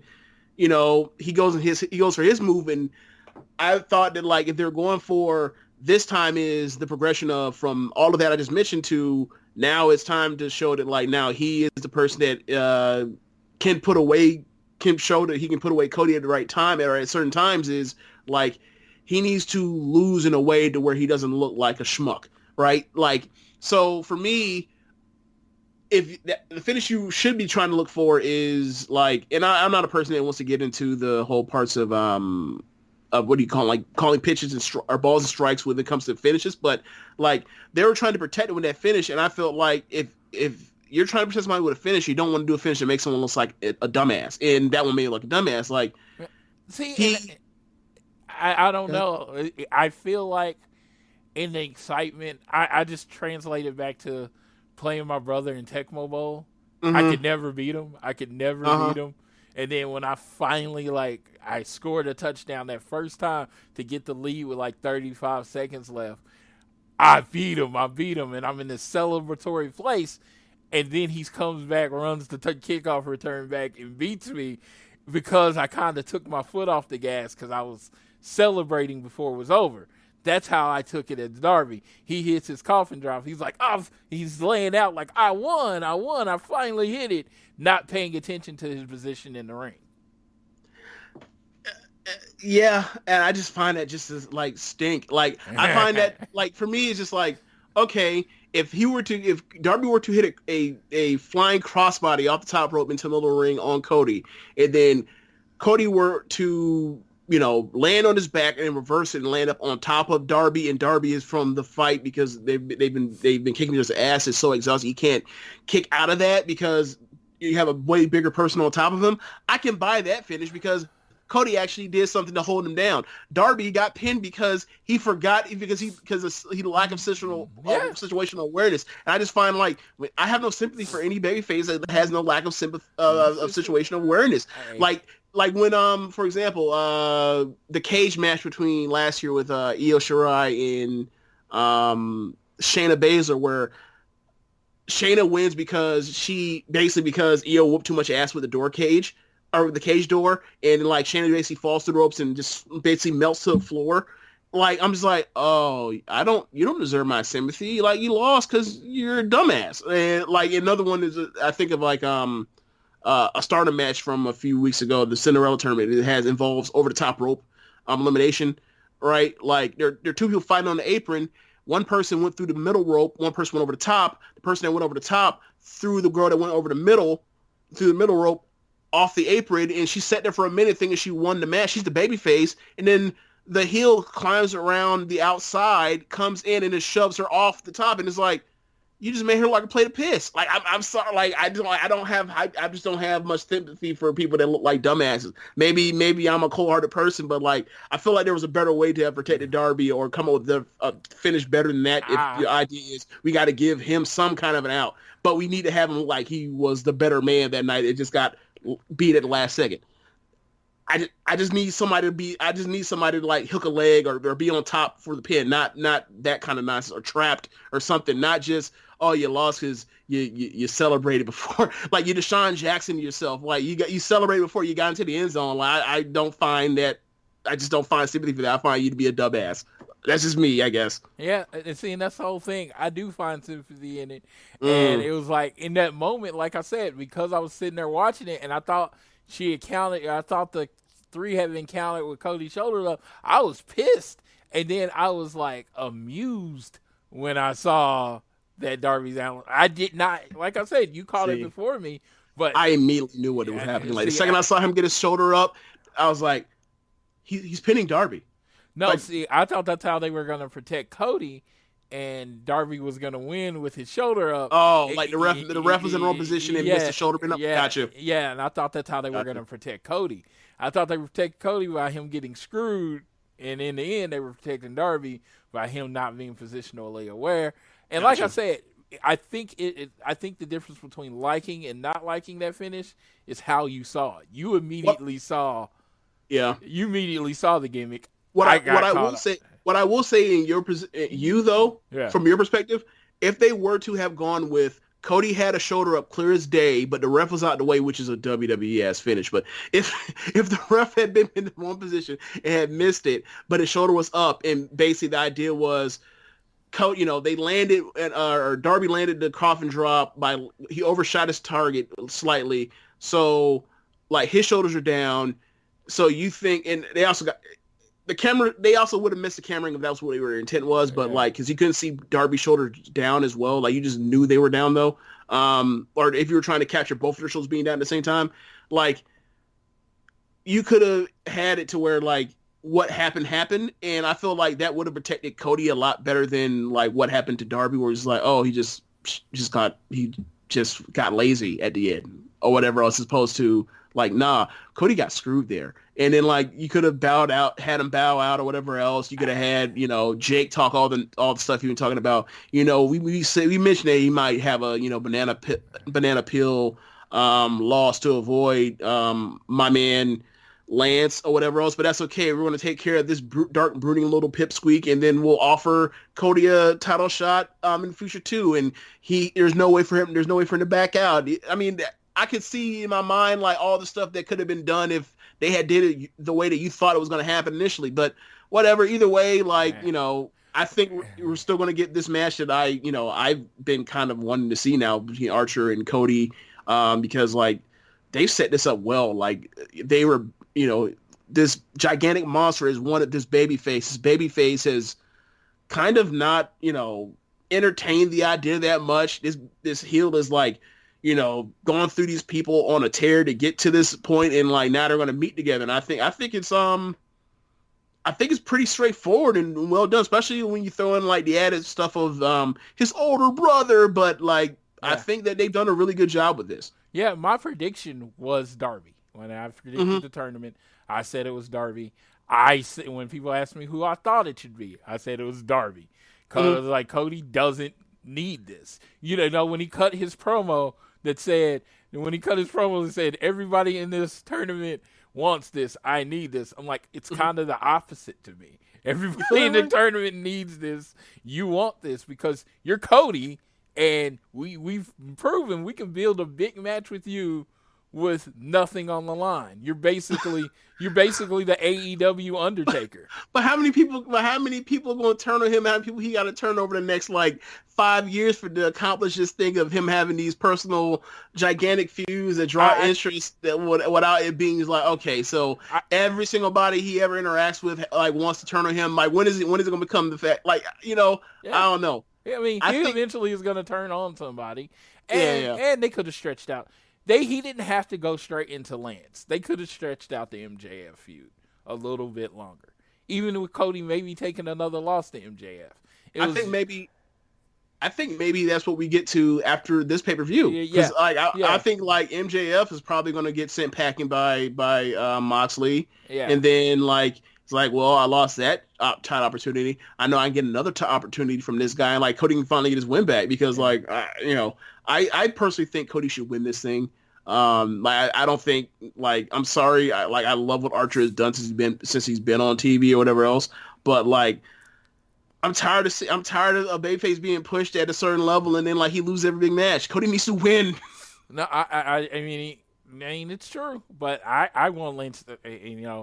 When we were talking about it, I was like, man, this is like I had just watched Bloodsport like a week ago, and this is Cody building his blood sport. You know what I mean? The bad guy beats the shit out and kills his brother, and then John Claude Van Damme has to train to overtake him. I'm like, man, this is blood sport. I just saw this movie, and me and Cody around the same age, so. I just think about it. Isn't that also kind of like the same storyline in Mortal Kombat, the movie where like they kill where Shang Tsung kills Liu Kang's brother like before the tournament, and that caused Liu Kang to come after him and join that tournament. Yeah. So yeah, he's like Cody has been like waving off Lance, saying he was a nice little wrestler in Japan. What did he have to do to get his attention? Kill his brother. So, no, but before we get to that, Scorpio Sky had a video package talking about how he claimed to fame, came to SCU. This is the worst town he's ever been in, and how he's wanted to do this since he was young, and he doesn't just want to be good. He doesn't want to be great. He wants to be a fucking legend. The Scorpio Sky push is coming. What do you think? Yeah. This is the second week in a row they've done these kind of profile pieces on him, and they make him seem very relatable. I wonder when they're gonna show like the part where like he's more than just a guy. He's also like, you know, a great ass wrestler and a star. Yeah. Like he's coming off very well as someone like you want to root for and someone that like, you know, as a person. But like I also need the extra part where they need to touch up on like what he brings to the table in the ring and why he's a star besides just like being the relatability.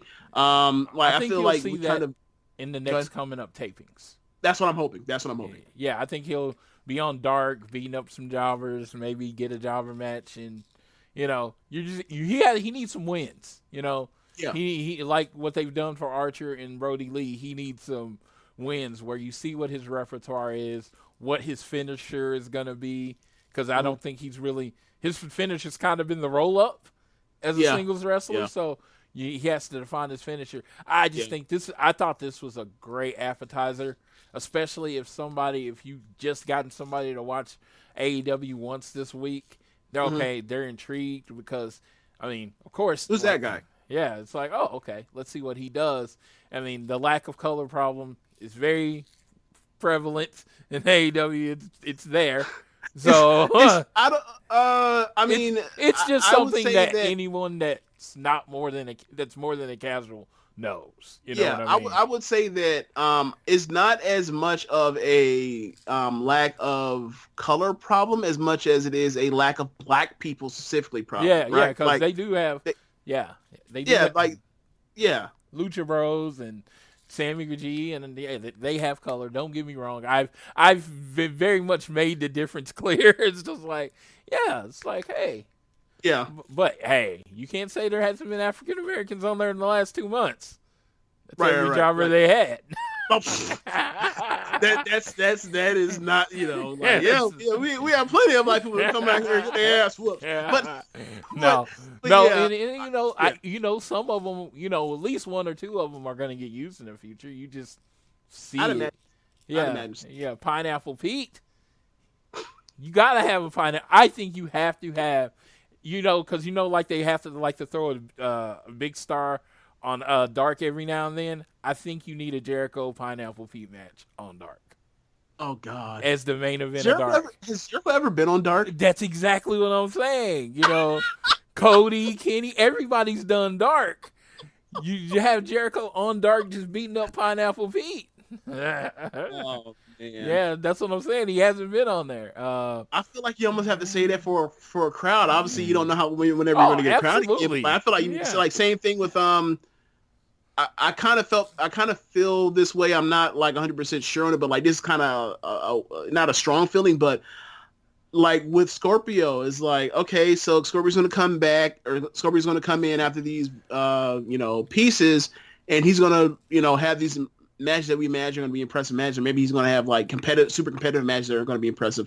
But either way, like you will feel that after what they've shown with you to show that he's this relatable, fully or more fleshed out human being than just, wrestler that goes out there and wrestles, you will hope that you would have hoped that this would have been in front of a crowd, because like the wrestling he's going to do to impress would be like the ooh and ah kind of wrestling, as opposed to like when you bring in Archer or Brody Lee and they just go out there and they just beat the shit out of you. So, like everybody has their ways of stuff to work. And I feel like the way Archer and Brody have beaten the crap out of, not Darby, but Marco in this month or whatever else, like that's easily translatable. That doesn't necessarily need a crowd, but I feel like for, a match, like a match like the Orange Cassidy match, a Suge D match with Jericho, or Scorpio the crowd would be so behind Suge D. Right, so much more. In all three of the situations. And I mean,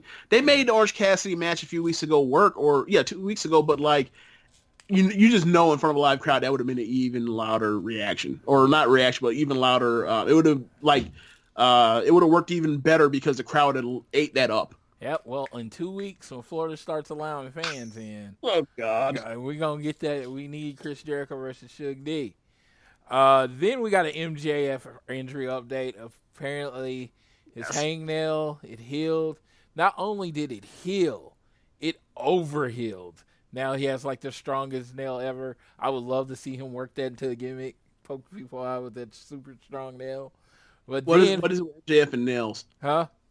Wasn't it because that man bladed off of Cody's toenail that was wrapped by a sock at Revolution? So yes.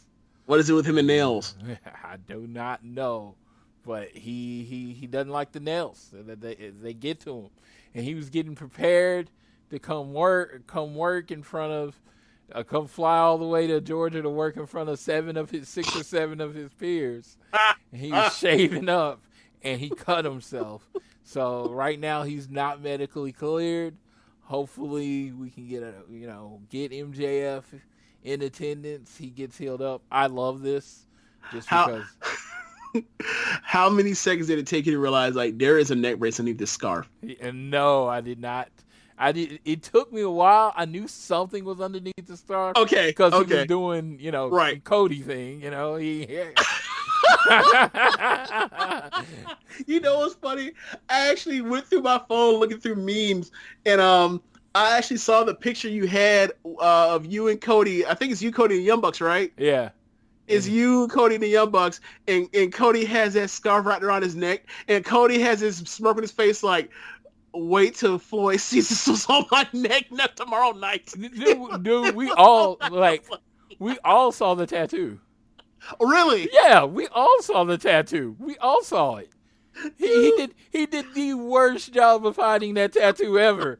And I mean, it's literally half of his neck. So you could see the American Nightmare logo on the top of it. And we didn't say anything because we were just like, obviously he wants to do a big reveal, but everybody that was there saw it. You have no idea how hard I laughed when I saw at Revolution that tattoo was like, and I'm like, what is going on? Is that real or is that fake? That's real? Oh no, Cody, why would you do this? And then like hours later, when I see the picture of you with him and he makes that smirky face like he knows it, like I have a tattoo underneath this thing and no one knows it, not even Floyd. And like the picture is just like you can see all that written on his, or maybe I'm projecting, but like it felt like you can see all that on his face in one. You know how they say pictures are for 1,000 words. I felt like all 1,000 words is about like I have this tattoo and you guys do not know. And he looked like he was so amused by the fact that he had to see someone else knew. He had the cat that ate the canary look on his face the whole day. Like, I want to show y'all so bad. And, he even says he is historically bad at keeping secrets. And, so I got it. So we just played along like we couldn't see it, but everybody saw it. I think someone even got a good picture of it with their cell phone. No, but, so that tattoo's huge. I plan on getting the Nightmare Family tattoo on my arm. Eventually, I've been reluctant to ever get a tattoo of a person because, that's a thing that hasn't. I had something deter me the last time I was going to do it, and so now I think I'm relating to something that happened in the conversation we had early in this podcast. Yes, because I was going to get his tattoo. I had planned to get his tattoo that a few months after it was going to be my first wrestling tattoo. And so I was like, well, maybe I should just stick with the company. Oh God. So then we get Warlow pins Musa with F10s. F10 Warlow has the best squash matches ever. He is climbing up the charts of a person that has great squash matches. You love to see it.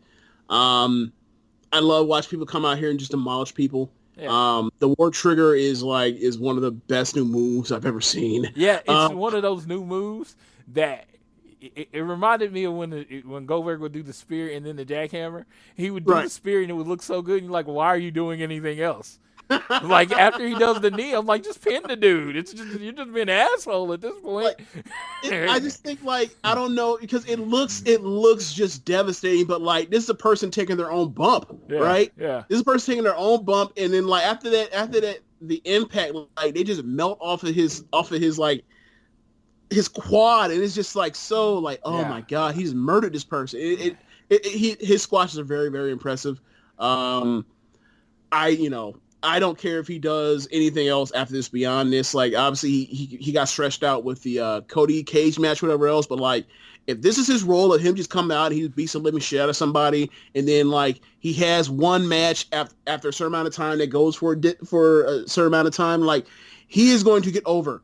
And, look, I'm with it. Like, I don't need him to go 30 minutes. I don't need him to be able to, wrestle to G1 standard. I just need him to go out there and just beat the shit out of people and look impressive. And he's doing that very, very well so far. So, they're doing very well with him right now. Yeah, nothing wrong with a good squash match.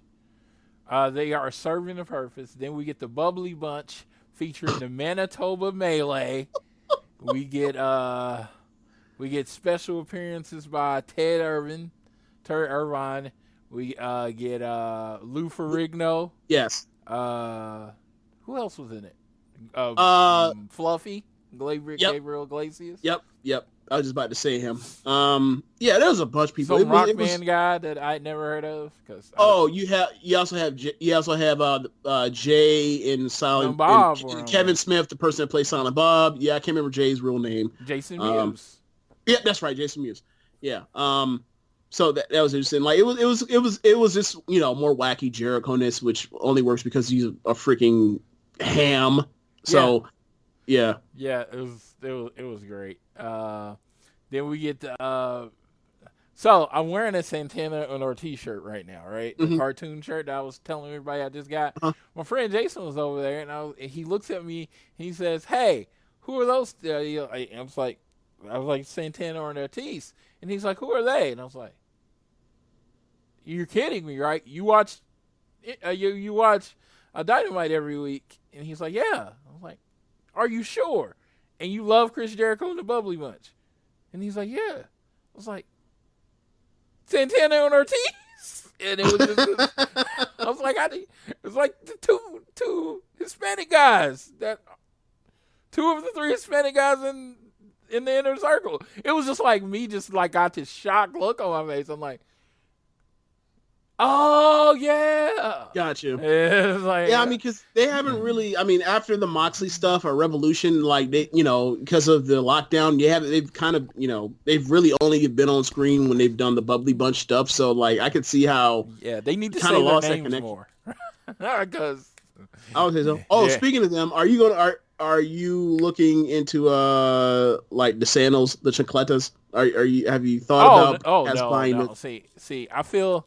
Okay, I've bought Santana or Ortiz stuff, and I've bought Sammy Guerrero stuff, but it'll be disrespectful to the Elite to buy anything with the Inner Circle on it.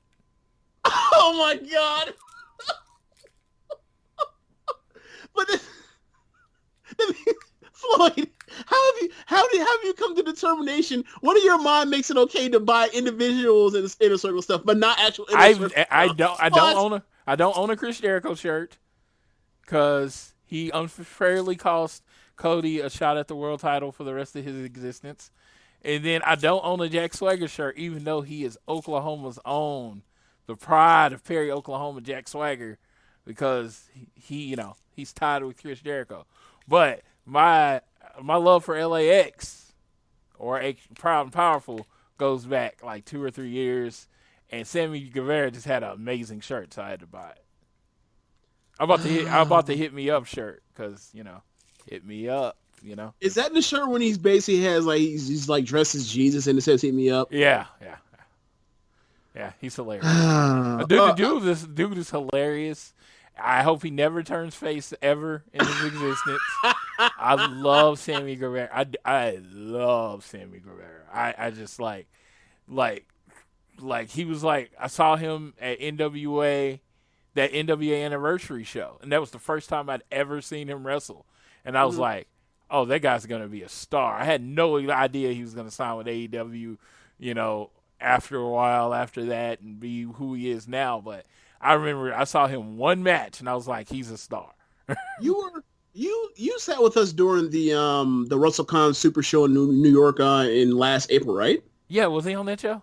Yeah, he was in a 6-person tag with Flamita and And I want to be very honest. Can't remember who else. I was very tired. That was the end of a very long day.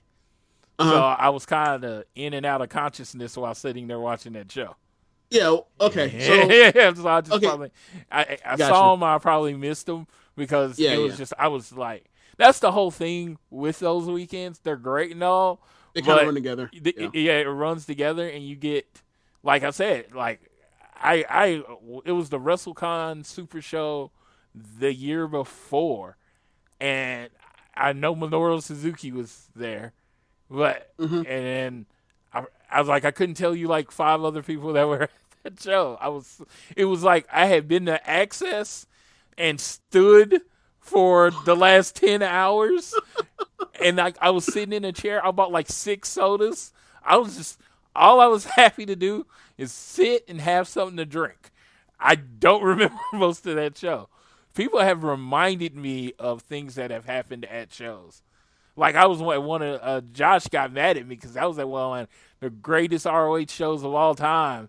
Super Card of Honor. It was the night before WrestleMania 20, and it was in New Jersey, and like AJ Styles was on it, Samoa Joe. It was a list of who's who's. But what he doesn't know, I was out really late the night before, caught a ROH bus.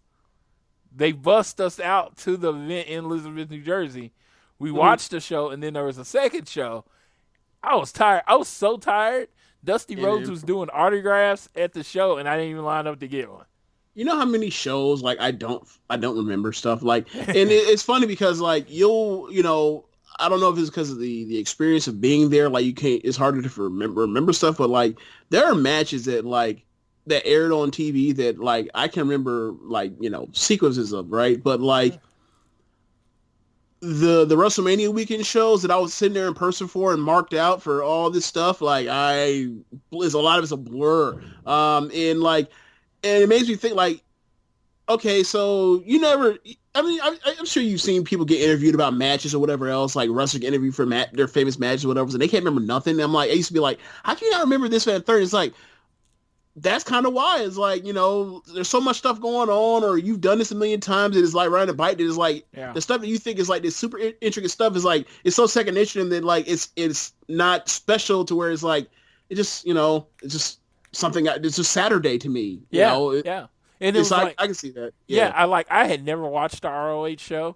I didn't know who half of the people I were watching. That also doesn't help either. Yeah, I didn't know half the people. I fell in love with Samoa Joe that day.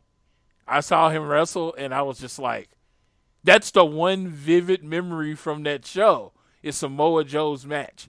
That's 2004 Samoa Joe, right? Yeah. That's and special. I'd never seen him before. That dude's and I'd never seen him before, and I was just like, who is this guy, and why isn't he in WWF or E or whatever at the time? And I just remember, and I came out a Samoa Joe fan that day. But, yeah, AJ Styles was on that show. This person. I'm like, I don't even. I'm assuming like Daniel Bryan, CM Punk. Yeah. Cage match. Yeah. There was a cage match. I don't remember. So they're out there killing themselves, and I don't remember the match. Like I went back and I think it was on ROH, and I or on a YouTube video and watched it, and I was like, none of it came back to me. It wasn't. It was like I was watching it for the first time. But so after the Manitoba Melee, which I thought was, everybody seemed to love, then we got Best Friends and Sabian and Havoc, and basically what ended up being a 6-man no DQ match. Yep. I just love the fact that Trent Beretta wants to hit Penelope Ford, but he won't because he's like, you just don't do that. After they've had intergender matches on their TV. Have they had intergender matches on their TV? Wasn't Kenny and Rio, wasn't that on, well, not on TV, but on Dark. Wasn't that on Dark? Wait, they did what? Kenny Omega and Rio. Versus Riho? No, Rio versus Penelope Ford and Sabian. And the guys hit the girls. Everybody hit everybody. I was unaware of that. I guess I have to go back and watch it. Like everybody hit everybody, and it was just like, yeah, it was like whatever. Was it like the mixed match challenge type stuff where it's like, oh, the women can come in there and like land strikes or whatever else? No, everybody was hitting everybody.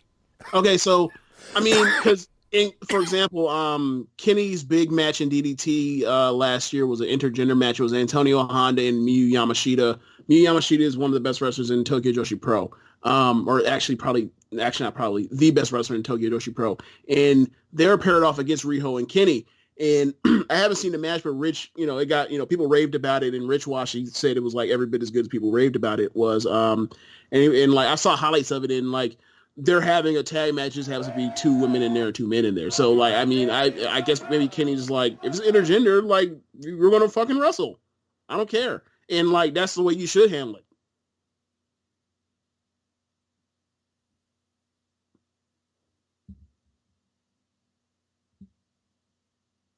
They had it on Dark. It was like on the boat, and a lot of people thought they weren't going to show it. It was on the boat, and a lot of people thought that they weren't going to show it at all. And then they ended up putting it on an episode of Dark.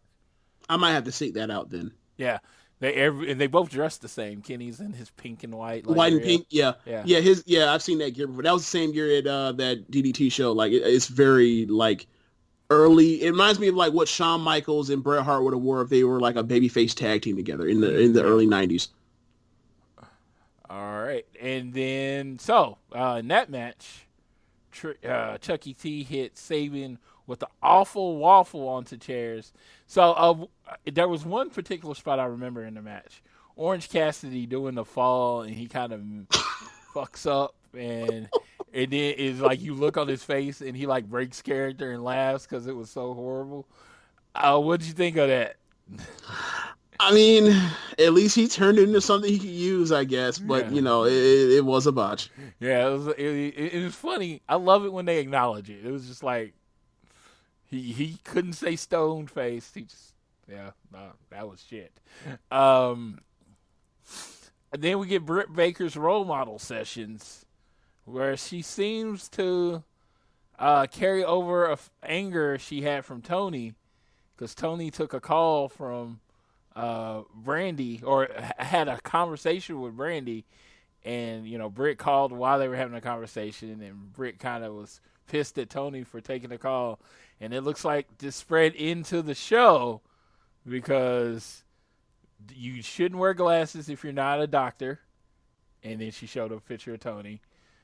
Don't be fat, and then she showed a picture of Tony, and don't be snaggletooth. Then she showed a picture of Tony. The best part about the Tony stuff is like,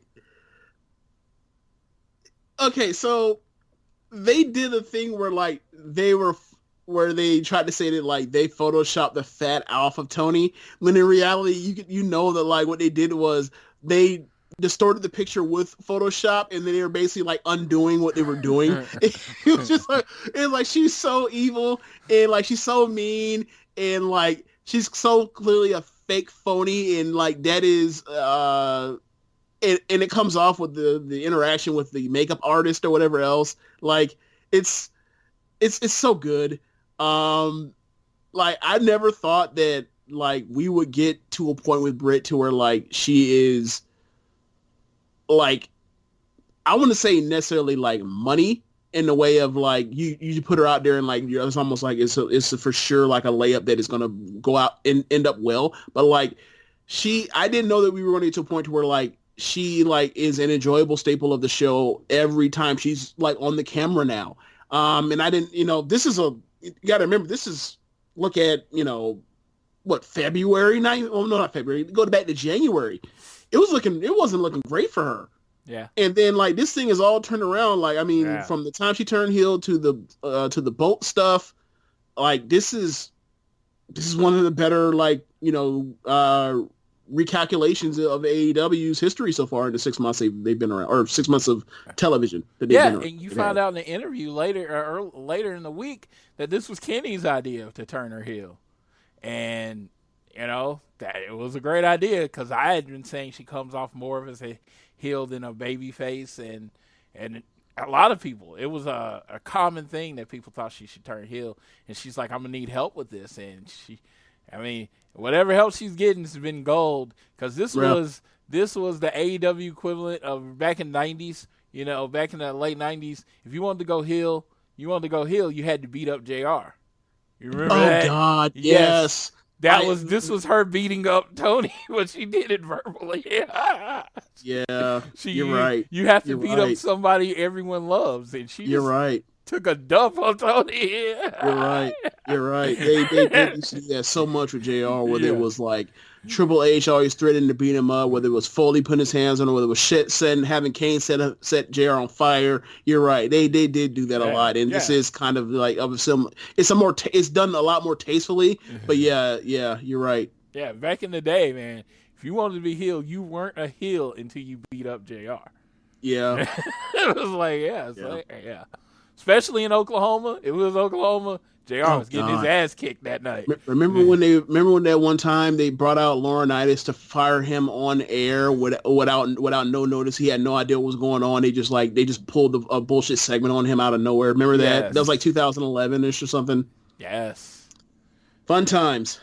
That's how you go heel on JR. I mean, that's what you got to do. In the alliteration battle, Shawn Spears pins Baron Black. He beats him with the C4. Shawn Spears has gotten more wins in AEW over the last 3 months than he got in the collective 10 years that he was in WWE on TV. Man. Oh, man.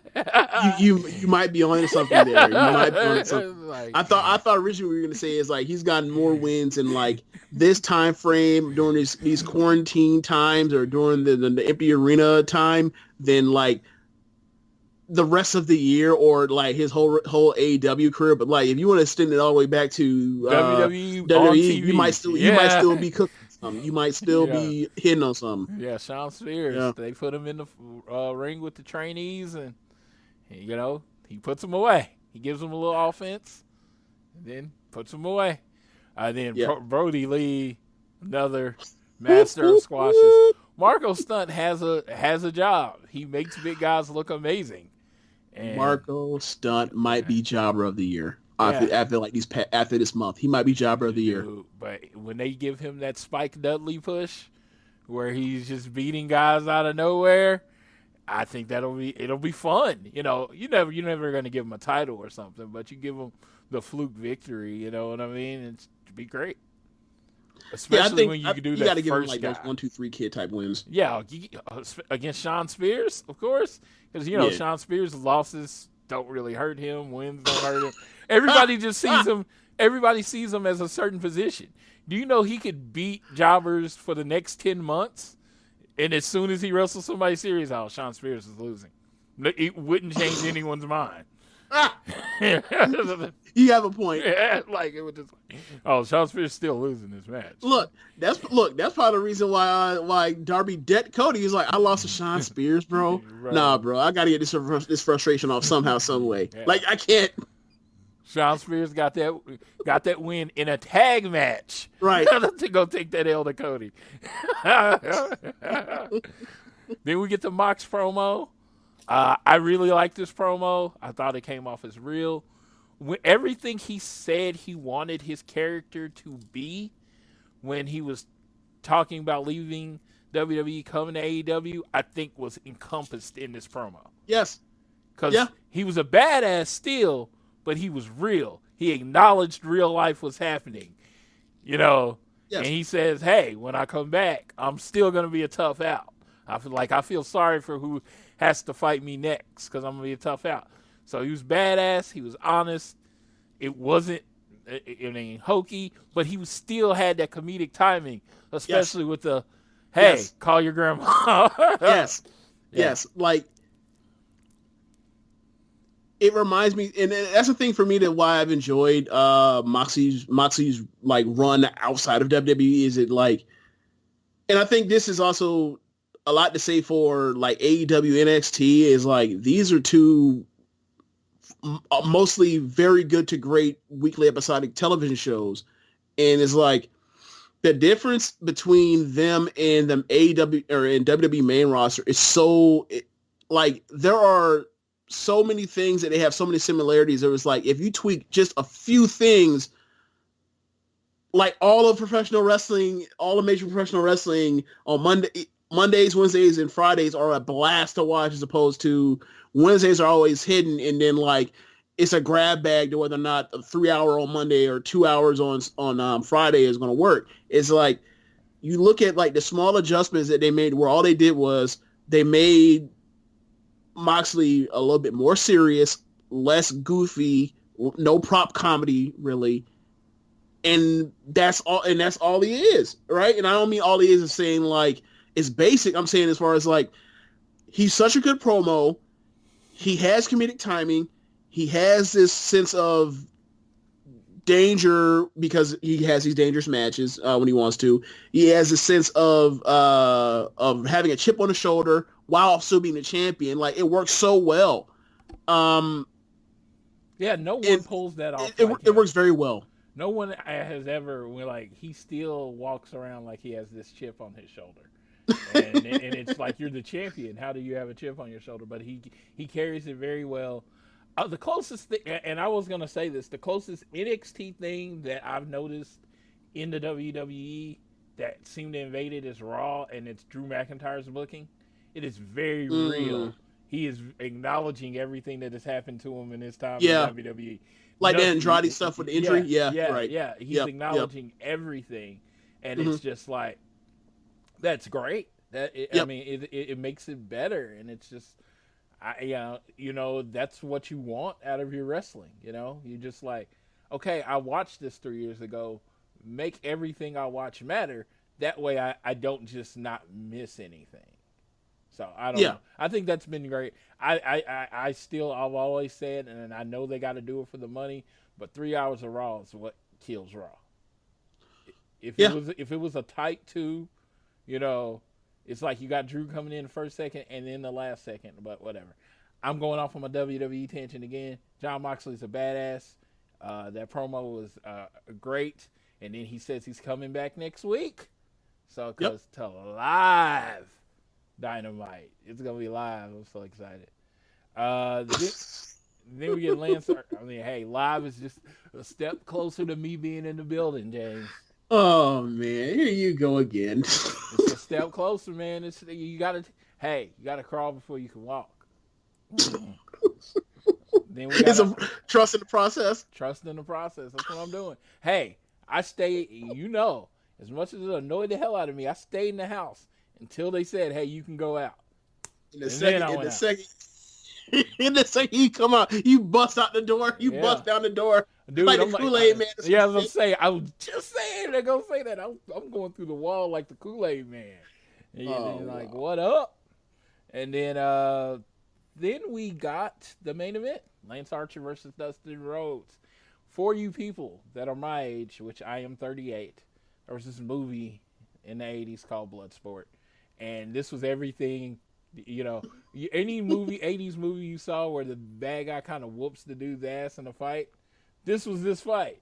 I mean, they gave Dustin a few hope spots, but this is basically Lance Archer being the murder hawk for 20 minutes.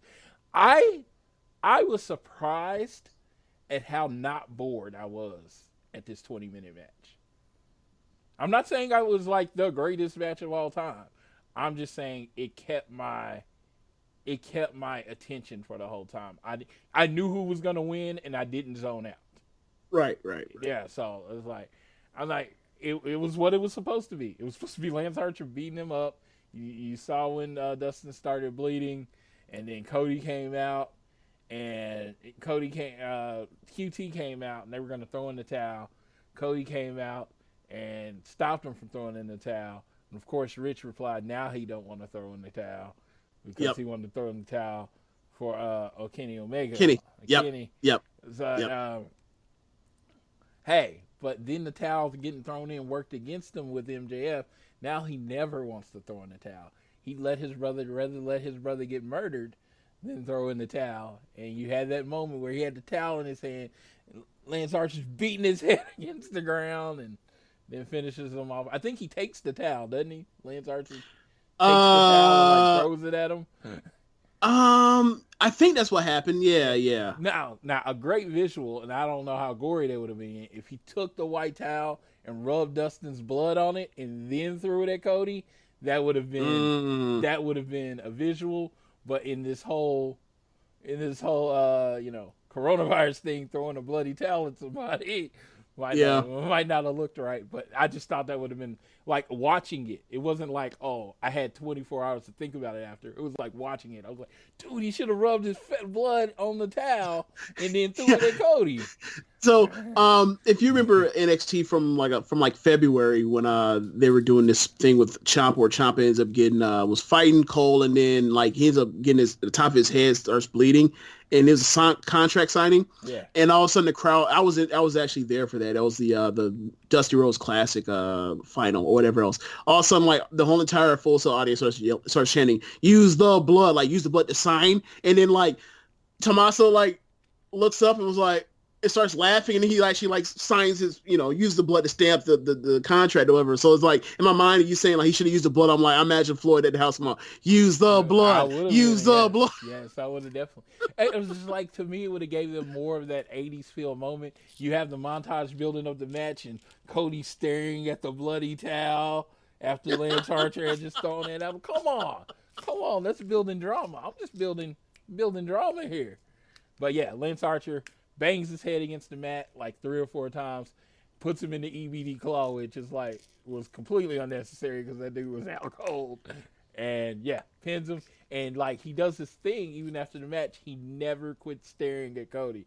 Even when he steps over the ropes and drops down, like laser focused on Cody. And he's like, and it's funny how it lines up with the original Jake promo, how he says, we're not coming here to take the whole pie. We're coming to take your share. What's his share? The TNT Championship. That's the only title he can win. That would be Cody's share. And that's the title he's going after. It's like that first promo to this, man, I wouldn't call it long term, but short term booking, great. Well, I mean, when did he get here? February? Yeah. So I guess that is long term booking. I mean, first promo lining up with what the prize is. Right. I mean, this is all working so well. So like, yeah, whatever you want to call it, like it's worked. So, whatever you want to call it is worked. Hey, Tony Khan's been writing all this stuff. He's the main booker and he's doing a good job right now. Yeah. Tony, if you happen to listen to this, let's give people a DON. Give people a double nothing. Oh my God! Me, first row, center. Me and Tiffany. Social distancing rules. So we'll follow them. Whatever. I'll be there with my Nightmare Family towel. Let's get this done. Let's get this done. First show with people in attendance. Double or nothing. I was at the first double or nothing. I need to be at the second double or nothing. That's just how it needs to be. I already had the Miss Mania. This is depressing. Because, I don't know if you know this or you've heard it. My goal is to go to every AEW pay-per-view until I expire from this earth. Okay, so I don't know if I knew that, but it was something I assumed. Yeah. So, I know I'm not going to be able to go to every Dynamite or every this, but if I can just go to every pay-per-view, I would be, I mean, if it's doable, I see that as being something that's fun to do. So yeah, like, we always see, like Brock Lesnar guy or the neon green shirt at all, like the WWE events, whatever else. And like, That seems like if you're into it and you got the means to do it, hell, why not? Right? Yeah. And that's how I see it. It's like, there was times where I wanted to go to shows and I couldn't. And I was talking about it was a long period of time. And now it's like I'm at the point where I can go to the shows. And like I said, the whole WrestleMania not happening, it sucked. But financially, my wife was very happy. Yeah, like I definitely get you now, like especially after this year, like after the Royal Rumble, and like Kobe dies the same day as a Royal Rumble, and it's like I never saw Michael Jordan, Shaq, or Kobe Bryant like play in person. I've never seen LeBron play in person, but like after this Kobe thing happened, like there's not a chance in fuck I'm like I'm not going to eventually see LeBron James play before he's out the league. Like I can't allow that to happen. Like too many people like I idolized growing up, Like I missed it, even though I probably could have. It's just one of those things where it's like, you're like, you'll get around to it, and then like time passes and like the opportunity's gone, and now like you missed it. And like this year in particular, especially now with everybody in quarantine, I was like, some of the stuff that we took for granted, is gonna like once this shit is through and we're allowed to come to something resembling normal life. Like I hope that people take like what has been taken away from them now, like and appreciate like that things are not just gonna be around forever. And if you have a chance to do stuff or whatever else, go try to do it. Yeah, exactly. That was it for this week's Dynamite. Next week's Dynamite, May 6th, 2020. We got a few things announced. It's going to be live, and from what I understand, they are going to be recording 2 shows. But the preview of next week, we get the return of MJF. AEW World Champion Jon Moxley versus Frankie Kazarian of SCU. So Kazarian's going to be making the trip from California. In a street fight, we got Kenny Omega and Matt Hardy versus Latex Gods, Chris Jericho and the Spanish God Sammy Guevara, and then Cody versus Joey Janela. I'm really interested that Hangman's not announced and Nyla's not announced. I'm very surprised by the Nyla announcement, but then again, I saw her significant other's tweets today, and like Nyla got like she got acrylics on her toenails. She ain't going nowhere, bro. she good. Like the word on the street was that Tony Khan had told the talent, like, if you don't feel comfortable coming, don't come, and it's not going to cause any type of harm to your push or whatever else. And it looks like the talent believes them because not a lot of people came through. And I'm a person that kind of feels like, or kind of wishes that like they weren't doing any of the wrestling anyway. So like I do appreciate the fact that like said like, if you want to come, if you don't, and don't worry about your spot when you come back. I appreciate that, and I hope that like he actually sticks to his word on that. And like, so Nyla wants to keep her feet up, good for her. Yeah, I think Nyla will come. I don't know what's gonna go on. I'm hoping we see we always get some Britt Baker, so yep. We're definitely gonna get her. But that's really taking a hit is the women's division during. Oh yeah, this period of time, and it's like they've had 2 shows in the women's matches. Yeah, and it was like, so it's taken like 2 giant steps back, so you have to reestablish that division when you come back. And I think you might even want to go a little heavy on the dark matches with women on the dark matches if you're gonna have AEW Dark, because you just really need to remind people that the women's division is there. We do have a women's champion. There's a reason this is gonna be. There's a reason this is gonna be on your pay-per-view, because right now you're like, why would you have a women's match on the pay-per-view? Because they haven't been anywhere. I would say that they did a good. They 2 things. They did a good job with Britt, obviously, and 2 is like, if there's anything, of the few most memorable things that have happened in the era of the empty arena matches, one of them is like Sheeta and Britt. So like, and that was basically to solidify. That match was pretty much to solidify Sheeta's standing as number 1 contender. So like as far as like Nyla being away kind of makes you kind of feel like sight unseen for women's division. That's absolutely true, but I feel like they did do enough work with Sheeta that match with Britt a few weeks ago. I do feel that like she is a worthy challenger. We haven't seen the champion in a while, and it and in a way it kind of feels like like a part-time champion versus WWE's challenger of the month. Like, so like if we're saying that the native beast and the beast are kind of similar, like this part-time thing is kind of a similarity, a parallel. Yeah, we it's like I'm what was I thinking? I'd lost my train of thought there, but with Nyla versus Sheeta would end. I think it'll end up being a good match for Double or Nothing. But it was like I was really excited about Nyla versus B when they were gonna do that. Oh yeah, that's right. Yeah, we missed that. That ain't happening no time soon. That's not happening no time soon because of travel. Nope. But hey, you know what? You know what I see? I see the crack in the door open right now, and I'm peeking through, and I'm like, and it's gonna open all the way up soon. And Floyd's gonna be traveling all over the world once again, and I'm looking forward to it. Yeah, I'm still waiting on my date to buy my Jericho cruise tickets. They haven't sent me my email yet. Bastards. Okay, so I was as you know, I watched Stardom. And Stardom was going to have in late April 29th was supposed to be like they were going to do a show in Oda City, Oda Ward City Gym. That's a place where, for example, last year New Japan Pro Wrestling had their anniversary show, right? That sits 4,000 people.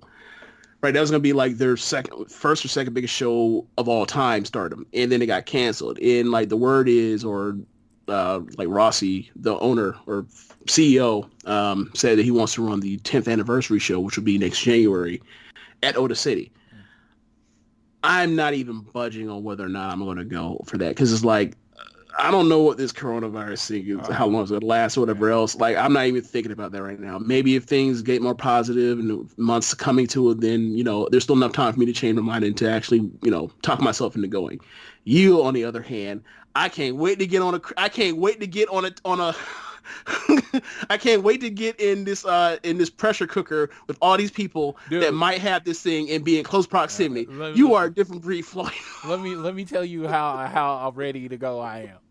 I have a ticket, buy plane ticket right now because it got canceled from Orlando. I have a one-way flight from Oklahoma City to LaGuardia in New York. I then have a train for the next day going from New York to Boston. SummerSlam in Wrestle Dynasty? Yep, August 22nd. I already have it booked. Oh, my God. I already have it booked. There you go, sir. I am on a plane Friday from Oklahoma City to New York. I'm going to watch SummerSlam. My train leaves at 8 o'clock in the morning on Sunday. Gets into Boston at noon. Then I will be at SummerSlam. Then I fly back from Boston on Monday. What? That's how ready I am. That's how ready I am. Got my. Oh my! I wasn't even going to either one of those shows, and it's like I wasn't. I had no intention to go to the shows, but they took wrestling away from me. Now I gotta feel like I gotta get it back. I don't know what to say, man. I really don't. Yep. It's you don't be following no guidelines, no rules, no nothing. You just do what you want. Hold on. No, that's the exact opposite of the truth. I have followed every. Don't say because Oklahoma and Florida have stupidly let down these rules that you are not. Say I have followed the guidelines laid out to me by my government. Oh my God. My government told me to keep my ass at home. I've been at home for like 2 months. As I say, and I did it. I did what I was supposed to. My government has now said on May 1st, hey, you can go out and do stuff. That's when I started going out and do stuff. I'm listening to the guidelines. I am following the guidelines.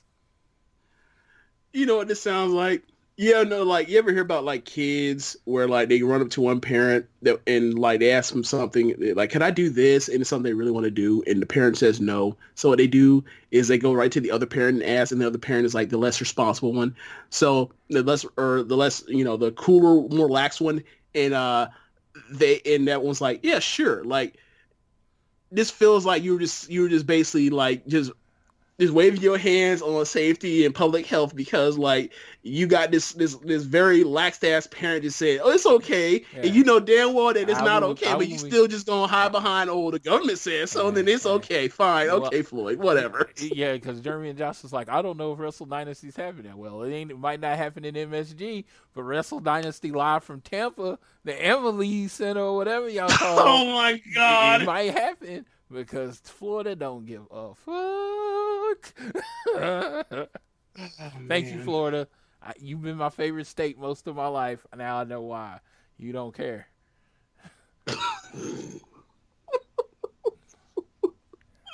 Yeah, Florida is gangster.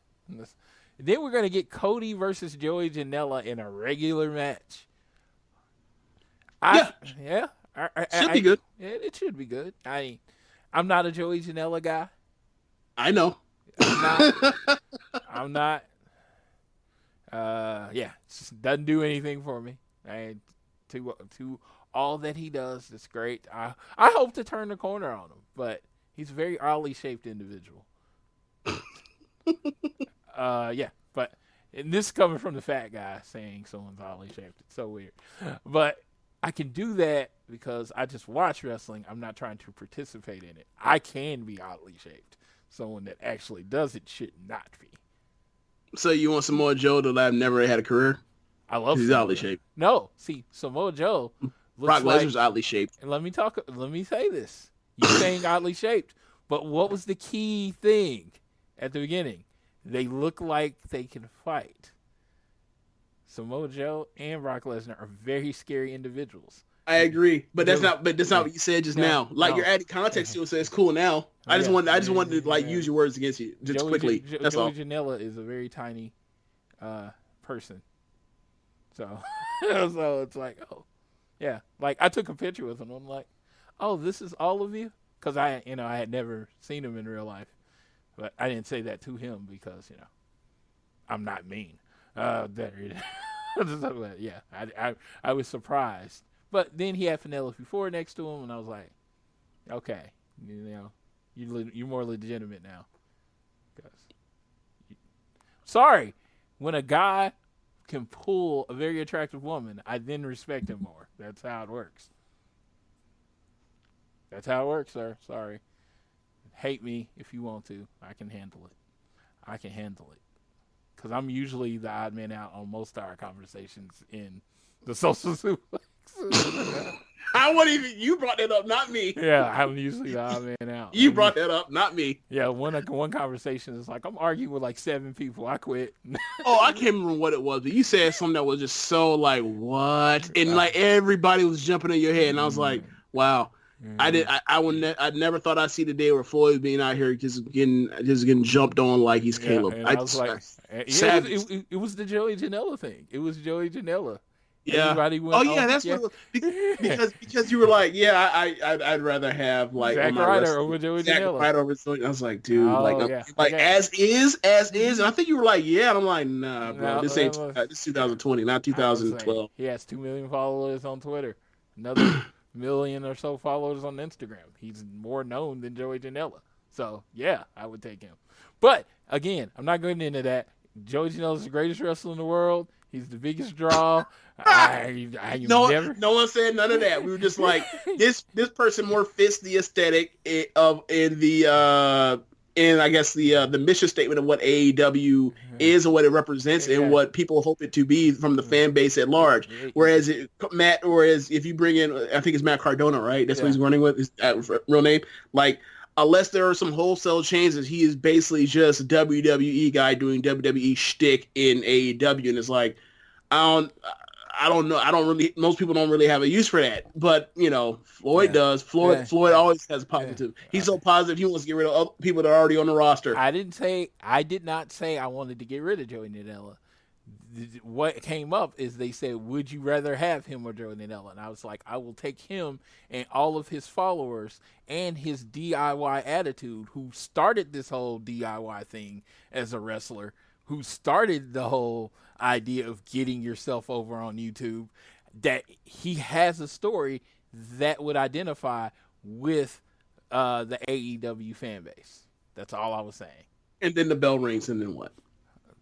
I don't know if he's good or bad. I haven't seen him wrestle in like 5 years. Like, he could be the greatest wrestler ever. We don't know. He got in there, he took the other team's finisher, and then he left. I feel like if he was the greatest wrestler ever, then I would, I feel like I remember something from him in the ring, regardless of the WWE house out or not. You go to your cage match, which you love, and you find me a match where he did more than 10 minutes and was actually able to show what he could do. Well, I mean, for example, one that comes to mind is like the ladder match, right? The ladder match when he won at WrestleMania 32, like, I mean, obviously it's a ladder match, so obviously there's a bunch of stuff going on besides just him or whatever else, but like, he's a person that's willing to do that, so that goes to those kind of lengths to entertain the fans. I thought that when he pushed him off the fucking ramp on the chair, there was no crash pad. He just took that bump. Right. And that was like either the second or third time he had got murdered in a row by Kane during that storyline when they were burying him. There's also, I thought that the him and Hawkins going into WrestleMania 35 last year was an interesting story, but like I wish that they had gave it more rope, but they didn't because it's WWE and Vince is like, at the end of the day, like, I'm doing this just for the crowd pop, and this is really a jobber tag team. But like, I thought they were going to do really something more with them, and like, I thought the tag team matches they had were okay. I didn't think they were great. I thought they were kind of there. So like, I still kind of wanted to see like what it was one of those storyline tag matches where they really weren't supposed to do anything. They were supposed to get beat up and win by a fluke. That's what I'm saying. The matches after. Yeah, they weren't really allowed to work. So I am under the impression you really don't know what Zack Ryder can do because he's never been allowed to do it. Yeah, you're right. It could possibly be that. I just feel like if there was something there, we would have seen it at one point or another. I don't know. Over the last 8 years. I mean, obviously you're saying like, well, what can you really see? I'm like, well, can I see like, more than just a developmental level wrestler? I don't know. Like, I don't know if Heath Slater can wrestle. I don't want him. I don't know if he can wrestle because all he does is get beat up. Well, I get you. I just I like when I see like Justin Gabriel or the other, compared to like Slater at the time, is like, one of them's better than the other. Like, I will tell anybody, hey, if I was out of that liability and they said they were going to pay me a few $100,000 to lose all the time, I would have took it as long as Zack Ryder and Heath Slater did. And you know what? And when I was done, I hated losing. I would do the same thing. Now, whether Zack Ryder gets signed or not, no skin off my back. I like him to wrestle, but whatever. But it's not like he's my favorite wrestler or something. I'm just saying he has a following. He has a look. He has a story that you can tell that would address the AEW crowd. Now, if you get him and the dude can't wrestle, he goes out there and lets out a thud, you can always... No. He can wrestle. Can he wrestle very well? Exactly. That remains to be seen. That's what I'm saying. If he can't wrestle well, you get rid of him. But he has... I'm saying he has some things on the checkbox that would go towards the AEW crowd. I think so too, but I would rather have Janela. I don't have the affection that other people have for Joey Janela. Oh, I'm not some Janela mark. I think I've only seen his AEW stuff. He was a poor man's Mick Foley, and I wasn't that big of a Mick Foley fan. I've never heard, I get the comparison. I've never heard that one before. And I wasn't even a Mick Foley guy. I'm like, he crashes through shit. So, I'm like, what else does he do?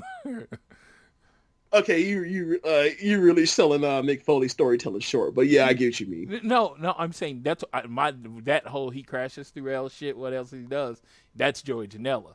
Mick Foley could get promo too. Mick Foley could. That's why I call him a poor man's Mick Foley. Gotcha. He still can't do everything Mick Foley can in my mind. But gotcha. Hey, people like I said, I'm not 100% right on anybody. I'm never going to be 100% right. Shit, I don't know nothing. It's just an opinion. He does nothing for me. But when he comes out, the crowd pops. That is good. And that's what matters. Cracker Barrel Clash, I'm watching that glazed eyes, glaze, like, okay. And let me say, I was in the first row, so everything was like right in front of me, but it still just, it was like, they're crashing through shit. Like, all right, cool. Is this almost over yet? Let's get to Cody. Oh. What match was that? That was was that Full Gear? No, that's not Full Gear. That was Double or Nothing. I thought it was All Out. All Out. Yeah, because that was Is that the Jericho match? That was Cody and Spears. Oh, It was a wow. world title match, Jericho. Oh, wow. Yeah, I'm sorry, but like I will watch Pride Borough Clash a million times before I watch another Shawn Spears Cody match. Like before I watch a match, but okay. Yeah, well, That's how you felt. hey, well, your favorite wrestler did not come out in the middle of the match and throw a spine buster on Shawn Spears, which that did happen for me in the first row with me staring right at him. Yeah, that's one of the greatest wrestling moments ever for me. I never, like, you know how you say you never got to see Jordan live and that was depressing? You about to say, are you about to compare Arn Anderson to Michael? No, I'm talking about favorite players. That's only, you said you never got to see you just never got to see Jordan live. It'd be like, okay, you're sitting there in the middle and it's like, oh, Jordan's going to come in and play. You're going to be like, I don't care if he's fucking 50. I get to see Michael Jordan play basketball. I see that's kind of like different. Like I'd be like, oh, you are in your mid-50s. You might tear an Achilles. You might want to sit your ass down. But whatever. It's wrestling. Wrestling's not as high impact as basketball. So yeah, I get you. Yeah, so, come out here and throw a spine buster. That's fine. Yeah, and it was like Anderson retired before I even went to live shows, like any regular consistency. So gotcha. The WrestleMania thing happened with The Undertaker. I never thought I would see this. Then I'm in the building not knowing it was going to happen. Arn rolls in.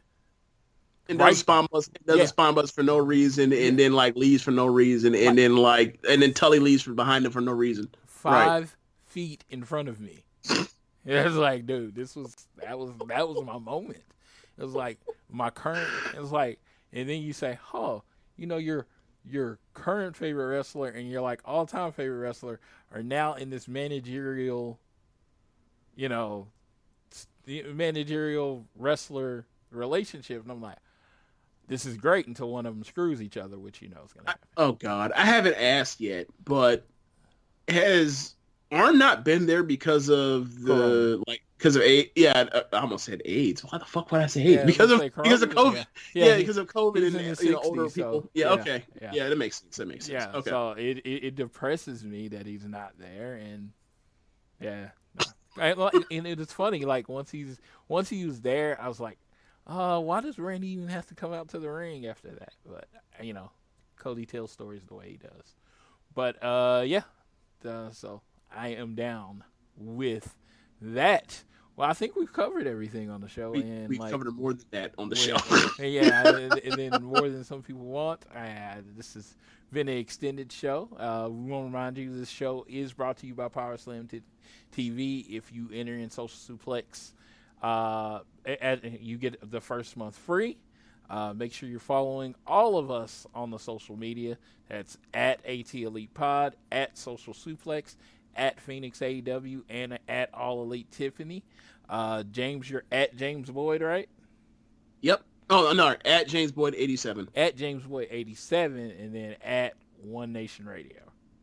Yep. So make sure you're following all of those. One Nation, listen to James and Rich on One Nation Radio. On Sunday nights is usually when the show drops. It's my first show I listen to every week. I always tell people that. It's hilarious. They don't love Cody as much as I think they should, but let me be real. Rich does not love Cody at all, and James does not love him as much as I think he should. No. Rich likes Cody. I think the thing with Rich is that like Rich. I think Rich likes everything about Cody until the bell rings, and then Cody does the stuff he does that like it just feels like, I think me and Rich have like likened him at times to like someone like Drake or to like Josh Smith, for example, that used to play for the Atlanta Hawks. It's like, bro, you are so talented. Like if you just stop taking these long twos when you can't, when like you probably shouldn't take these long twos, we would never have anything bad to say about you. It's like with Drake, it's like if you stop doing these sad songs that make you sound like this lame loser misogynist dork, like, and you just rapped, like I think like I think that we would like appreciate you a lot more. And it's like same thing with Cody. Like if you cut off some of these shenanigans in your matches, like, and focus more on like the actual, the stuff like the meat and potatoes as opposed to the sizzle. Like I feel like a lot more people will be happy with the stuff you do on a lot more base, which is already a high clip anyway. I just feel like he misses the landing by doing so much stuff sometimes. Yeah. So like, that's me with Cody. And I feel like, Rich is more quick. If something's like something he doesn't like he's more quick to just, dunk on, just go nuts on it than I am. Yeah. Big thing with Cody, I always said, it's like, I wish he would save like the things like Brandy taking a bump and the water bottle, like in this match. I wish he would save that for the pay-per-views. You know what I mean? I wish him and Darby would have just had a regular match with the same ending. I just don't think the outside stuff was needed. But you know what? You let your painter paint. You know what? Or as Cody says, play his music. And that's Cody's song. That's he on the 808s and all of his beats kind of sound the same, but has subtle differences. So that's what Cody does. So I accept that as a part of his gimmick. But yeah, and sometimes I'm just like, dude, does it have to be every match? So when I say it, it's a problem, but because you love Cody so much, you can say it, right? Comes from face of love. Remember when Snoop Dogg said, "I'm such a Crip, I can wear red." Oh my God, yeah.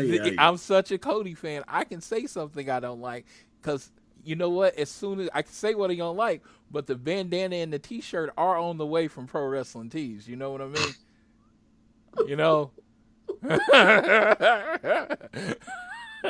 Like I can say that, but yeah, that shit's still on the way. When he does a meet and greet, who's gonna be in there saying, "Here's my money," I think I got more pictures with Cody than I do with any member of my family, including my wife. Okay, you need to go off air. You're doing too much now. You need to say goodbye to the people. All right. Well, we'd like to thank you for listening. Thanks you, James, for joining me this week. I always enjoy our shows. We go off on crazy, crazy tangents, and I love it. You got anything else to plug? No, just look out for One Nation Radio tomorrow. Yes. We'll be posting. I don't know what the hell we're going to be talking about. Probably some of the stuff here. What's up with Rich to get his perspective. Talk about NXT tomorrow, and I really don't know what else, but probably the Jordan documentary from last week, and we'll figure out a way to stretch that out to probably an hour and 50 minutes like we normally do. All right. Well, just remember, whether you are home or work or newly allowed to go to restaurants and places and such, always do your best to be elite.